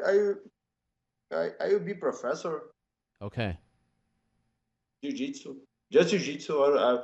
For me, I can help my friends. I can help my training partner, but for be a MMA coach, no. Just jiu-jitsu. I want to put my gi, I want to put my belt, and do a class.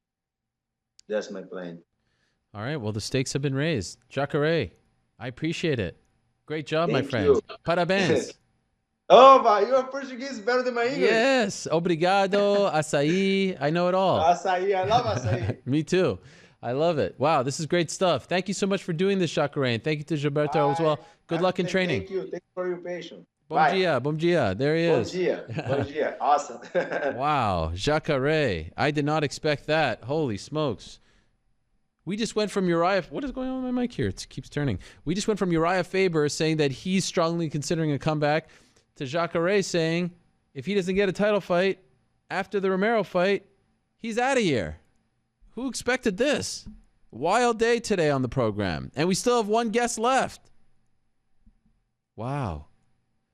Well, now all of a sudden, April 27th in Sunrise, Florida has gone very interesting. The first fight was great. I need to rewatch it. I believe I need to rewatch it. I know it was a split decision. It was super close. I believe off the top of my head that I had it a draw, if I remember correctly. But it's been a while. It's been almost, 3 years? But that is super interesting. So we went from Faber saying that he's strongly considering, and it sounds like he's really considering coming back. Someone's printing something. That is a weird time to be printing something. There's an actual printer in here. Can you guys hear that? Anyway, and then Jacare. This is crazy. Okay, one guest left, and I'm really looking forward to this. He is a former first-round draft pick of the Houston Rockets in the 2012 NBA draft, a former star at the University of Iowa State University, I should say, the Cyclones. Started over there, went to the NBA. Unfortunately, things didn't pan out, but he's a former MVP of the NBL in Canada. And just recently, he announced that he is making the transition over to mixed martial arts. We're talking to Royce White now on the program. I'm looking forward to this. Royce, how are you? I'm good, man. How you doing? I'm doing really well. Wow, this is really great. I didn't expect to ever talk to you on this show, but I really appreciate you coming on. So let's start with where this dream began for you. Why did you decide to start training in MMA? Well, I love the sport. I love martial arts, and I'm in a unique position to be able to learn from some of the best martial arts minds in the world. And in addition to that, I have the opportunity to compete at the highest professional level. And as a bonus, there's the chance to make history too, doing it. So if I didn't do it, I think it'd be a shame. And if I'm able to, climb the mountain, conquer this feat and climb that heavyweight mountain and capture that crown, I think you're going to see a lot of athletes start to, recalculate or revisit the limits that they place on their athletic ability or that they let others. How long have you been training martial arts? Long enough. Long enough. Like since you were a kid? Oh, no. Later in life, you started? Yeah. Who introduced you to it? Well, my first coach was Greg Nelson. So, yep. Minnesota Martial Arts Academy. Absolutely. So that's the same team that essentially Brock Lesnar came out of. Correct. Have you ever trained with Brock? No, I haven't. You know, we both went to University of Minnesota at different times, though. So Right. I've heard folklore about how insane he works. So Right. he's an inspiration, no doubt. So, so you just started training. You reached out to Greg Nelson and said, "I'd like to start training. I'm considering fighting." Yeah, Like, how yeah, does it yeah. all go down? Yeah, no, I walked into the gym one day and I said, "Hey, man, you know, this is what I want to do." And everybody at the gym was very, supportive and interested in the process of doing it. So, Okay. And how was it early on? Like, was it a little harder than you thought? Did you get beat up? no, not at all, not at all. I loved it. I just absolutely love it. Everything about it. It's the purest form of competition there is, physically. Right. So it's tailor made for me. I'm a competitor through and through. I know you don't want to say, and why don't you want to say how long you've been training for? Just out of curiosity. Oh, it's a war game now. Oh, okay. You know? Fair enough. There's no need to give up any information that's not necessary. Has it been over a year? Yeah. Okay. And since you told the world that this is something you're considering, have you had a lot of MMA promotions reach out to you? We're in contact with the ones that matter. Okay. Which ones? Yeah. We talked to the UFC. We've spoken with Bellator. So those are the two main ones, and they're in on notice. So what kind of feedback you get from them? I think they're excited. They're excited, as I am. I'm appreciative that they're even considering giving me an opportunity. Like I said, for me to have the opportunity to step in and compete at the highest level professionally is something that makes it almost too hard to turn down. Right.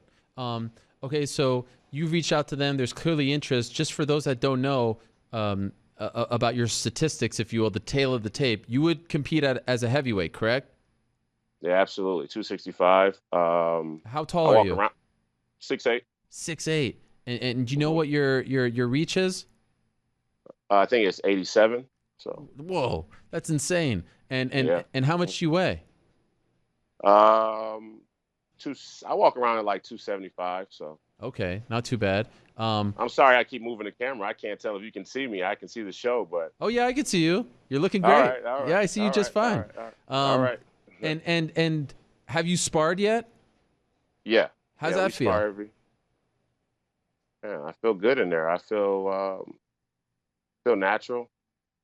I feel excited most of all, and I think that's important to switch, to make this type of a transition and pursue a sport. You got to feel good doing it. You got to enjoy doing it. And I really enjoy it. So that's a positive. Have you figured, there was a guy in the UFC named Stefan Struve who was like 7 foot tall, and he never quite. I remember. He didn't quite figure out how to use his length to his full advantage. Have you figured out the advantage that you have here with your size, with your length? Yeah, me and Stefan are two different level of athletes. So yeah, I mean, no disrespect to him. He did his thing and he went in there and fought, and much respect to him. But this is no CM Punk move. You know what I mean? Oh, I feel you. Okay, I understand. So you're saying this isn't a side, like you're taking this very seriously. You're actually trying to gun to be a champion. Yeah. I want the heavyweight strap, and if you know anything about my narrative, you know anything about my story, it actually makes sense that this would happen for me, and that I would actually conquer that feat. What do you mean by that? Well, I mean, if you just follow my story, and if you've seen the things that have gone on in my professional career as an athlete, the ebbs and flows that happen in great athletes' career, this is one of those flow moments that if I'm able to do the right things would just be historic. It'd be prolific. Okay, so there might be people who don't know, so let's talk about that. You when you were drafted, and even before you were drafted by the Rockets, you were vocal about mental health issues, telling the world that you lived with, and correct me if I'm miscategorizing this, generalized anxiety disorder. Is that fair? That's correct. Yeah. And of course, things didn't pan out with the Rockets. You did get a chance with the Kings. Things didn't ultimately pan out in the NBA, at least for now. You went to the NBL. This is something that you've talked openly about, and I've heard you even say that the NBA wasn't ready to talk about mental health issues the way you wanted to talk about them, and perhaps you didn't feel like you were being protected. How are you doing now? How are you feeling now, 7 or so years later after you were drafted? Yeah, Ariel, if I could, I'd like to take a little bit of time just to kind of explain that story a little bit in Please. depth with some nuance because the details matter. You did a fine job of the overview. That's what they write on Wikipedia. I appreciate you. But so I was, like you said, I was playing my college basketball at Iowa State University, and I spoke publicly about my history with anxiety, an anxiety that dated back to me being a child. I was formally diagnosed at 16, and I played well with my anxiety at Iowa State. I flew with my anxiety at Iowa State, and part of the story about my anxiety was that I have a fear of flight, fear of flying, and a fear of heights. So I was able to play through those things at Iowa State, and not only play but play exceptional. I'm one of the only players in the history of college basketball to lead my team in all 5 major stat categories, and I'm probably one of a select few people to do it in a Power 6 conference. So all of that allowed me to still be eligible to be drafted or have prospects of being drafted, and I was drafted. And once I was drafted, I had some very preliminary conversations, you could say, with the Houston Rockets about trying to, set up an environment that was similar to the one that I had in college regarding how we dealt with my anxiety. And it was a real simple one. Let the doctors decide, let the doctors inform. And if he can fly, he flies. If it's possible for him to drive, he drives. And in those conversations, we heard some attitudes and heard some perspectives from the NBA that let us know that we needed to take a closer look at policy. For example, when I requested to drive, the Houston Rockets had to check in with the league and make sure that it would be okay for them to provide that transportation. And when they did that, they let us know that the NBA had made it clear to them that they would be subject to fines in the millions of dollars or other penalties because they would consider ground transportation, RV, for example, as a salary cap infringement. So that was such a preposterous claim by the league that we wanted to take an even closer look at the policies. And upon doing so, we uncovered that not only was there not a specific mental health policy in the NBA, but there wasn't one piece of language that specifically acknowledged mental health at all in the entire collective bargaining agreement. And so when we suggested that we implement something in writing just to actually validate that mental health is a real thing and deserve priority or policy, we were laughed out of the room by the media publicly at the time, by the league office, by the union, and anybody else who had a conversation about it in 2012. And now 5 years later, it's almost as if everything that I said has come true, and they even quote me and the letters that I've written and the information that the doctors and I provided about why policy is important when they say that they're doing progressive things around the topic of mental health. Right. Because other players have come out over the past year or so talking about this, DeMar DeRozan, Kevin Love, and I've seen you being quoted. Do you feel like you were blacklisted, blackballed, like you were too much trouble, and so none of the teams wanted to touch you afterwards? Well, I think it's important to point out that, me saying that mental health should be a priority or that it needs policy being the grounds for me to even be blackballed is just outrageous. And it's true, which makes it more outrageous that I actually would be blackballed for saying that mental health is a priority. And so I didn't say that it was a priority just for the simple fact that, all the players need better support with their mental health, or we're not getting psychiatric treatment, because obviously a player can go out and get psychiatric care. That's not what it's about. It's about whether, as an institution, a brand as big as the NBA acknowledges that mental health is a core component of overall health. And if they don't do that, then they are, egregiously on the wrong foot when it comes to their approach to overall health. And that actually happens to be the case. Yeah, and I've even heard after some of the comments that Kyrie Irving has said recently about how the players are unhappy and whatnot. So you sit back and listen to all of this. How does it make you feel? Do you feel like, where was all this talk 7 years ago when I was trying to bring it up? Well, honestly, I feel like the NBA and its players are still echoing a lot of the same sentiments that I did 6 years ago, and there hasn't been much movement. There's been a lot of public conversation about the topic and a lot of moves to create a public stance that is current with the times. And we all know that mental health has come a long way in 7 years on the public stage. But as far as actually changing their core attitude towards the topic, it hasn't happened. They still don't have a policy to this day, and that's just a fact. I don't need you to tell this. Obviously, you know this, but a fight is a very anxious endeavor, right? I mean, there's months of build up, all eyes on you. Saturday night, Las Vegas, the lights. I mean, I've talked to a million fighters who have said, I mean, some of them want to throw up right before, right? How do you think you will respond to something like that? Well, when the lights are biggest, I always am my best. I've always been a person who responds under pressure. And I think that ultimately there's a huge misunderstanding about what anxiety actually is and how it manifests. Anxiety can manifest anyway from you being nervous and feeling like you're about to throw up before a fight to not sleeping well or having your appetite be off.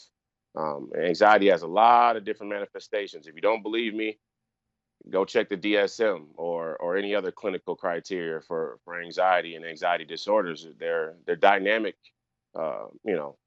issues. They're dynamic, syndromes.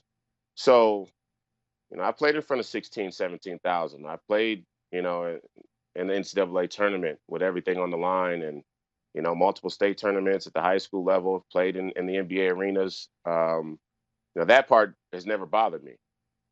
Being in front of the camera never bothers me. Having public conversations has never bothered me. So all the things that you would traditionally think would bother a person is what we need to get away from in approaching our perspectives around anxiety, because it just manifests itself in different ways. So. And how are you doing now overall? How is your life? How are you feeling? Man, I'm as happy as I've been. I can't tell you how much I'm enjoying the martial arts process. Like I said, I have the fortune to be able to be involved with some of the best minds in the world, and something that I've loved since I was young. And now I get the chance to go out there and compete and do it and put my game together in a way that, actually has a shot of doing something really special. And, if you don't marvel at those type of opportunities, then I don't know what could possibly get you going. So does this mean now that you're focusing your attention on this, does this mean that your basketball journey is officially over? Well, I mean, my basketball journey is a lot up to the NBA and its decision makers. I'm playing in the Big Three this summer, so that I look forward to. And shout out to Ice Cube for allowing me to be able to participate in that. He could have easily allowed all of the BS that has gone around my name in the basketball world to keep him from giving me that shot, but he understands that talent exists independently of the brokerage, and that's why the Big Three is even able to exist, because there just isn't enough professional basketball to service how much talent there is, especially here in America. And whether or not the NBA is an option in the future, I would assume me choosing to fight is a clear non-starter. Imagine asking my team to allow me to fight in the offseason or something like that when they wouldn't even give me a bus to drive from Minnesota to Chicago. Right. Yeah, I can understand that. Yeah. So in a perfect world, when would you like to make your debut? We'll see. I mean, obviously I have a team, a management team, and, that's what you hire them for, is to decide those kinds of things, but probably not going to make it out of the year without seeing my first fight. Okay. And would you like to go straight pro, or do you think you'll take amateur fights first? Oh, absolutely. Yeah. No, it's going to be a hard no or a hard yes for me. And that's the way I like it. I wouldn't want it any other way. So. What do you mean absolutely on the pro thing, or amateur first? Pro. You're going to go straight? Yeah, absolutely. Yeah. Okay. And would you like, we've seen some people, like you mentioned CM Punk, he went straight to the UFC, but we've seen some other people fight on a regional scene, if you will, and then go to one of the big shows. What do you think you'll do? What do you want to do? We'll see. We'll see. I want to, the business isn't all about what a fighter wants anymore. Obviously, I love what the UFC and Dana are doing with the business, with the sport, and how they're growing it. And, there's many things to consider when going in and deciding when you fight and all of those things. So, I mean, ultimately, I want to do whatever makes sense for everybody. You know what I mean? But I've made it clear to the UFC, to my management, and publicly that my goal is to win the heavyweight strap, and I think it's doable. Right. Actually, I don't think it's far-fetched. So. Yeah, and you turn 28 next month, so it's not like you're someone who's jumping in as a 40-year-old.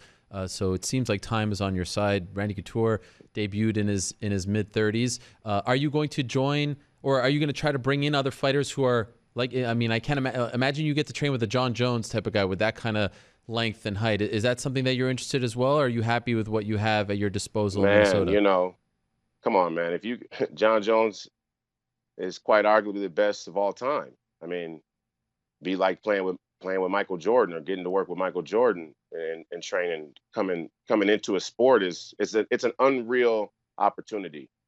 Even being able to work with Brock I'm just excited at the opportunity to work with all of these people. And yeah, for sure I would. Now, John's still very young in his career, and he, like I has had some time taken away from our athletic career due to non-injury related things, you could say. And right. For me, I'm turning 28, but since I was 21, I've only played in 2 full seasons. So right. I'm like 23 in basketball years. I don't have 6-7 seasons of full running wear and tear on my body. So with John, it's kind of interesting because if he ever decides to make the jump to heavyweight, we might have to lock horns. But again, I wouldn't pass on the opportunity to learn from him at all. So how's your takedown defense?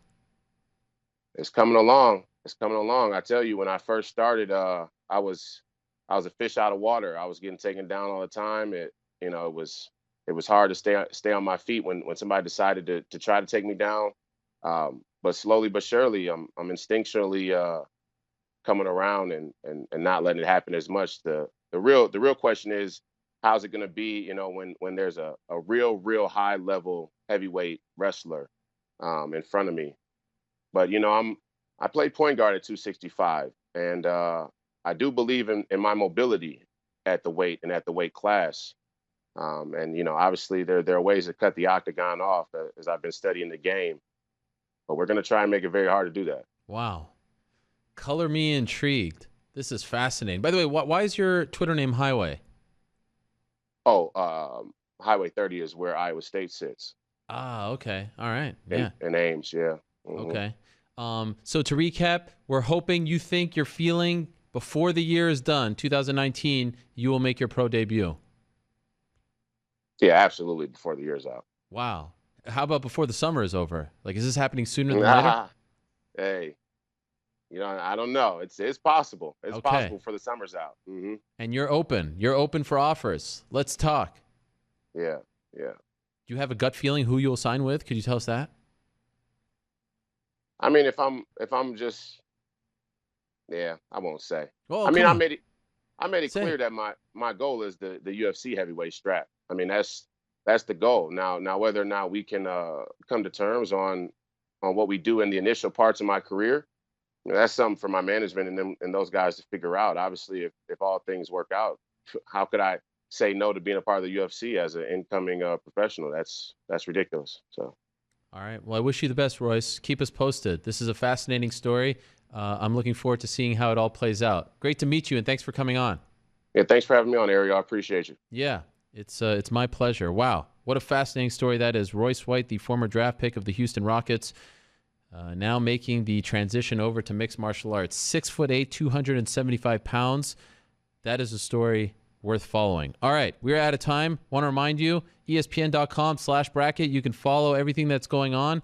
As far as our NCAA tournament challenge is concerned, Royce White once starred in the NCAA tournament. I think I'm kicking everyone's butt. I think I'm in first place. You can hit my music. We're out of time. Everyone's so mad at me because we went over. I'm not the one who was late. Everyone else was late today. I was sitting here the whole time, freezing my buns off, but I'm doing great.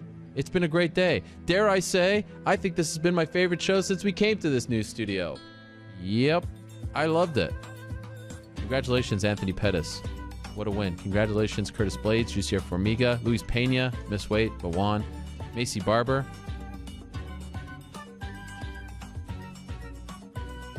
Marlon Vera, Ronan Marcos.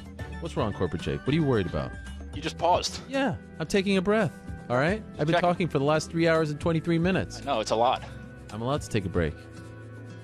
Anyhow, a lot going on in the flyweight division, a lot going on in the middleweight division,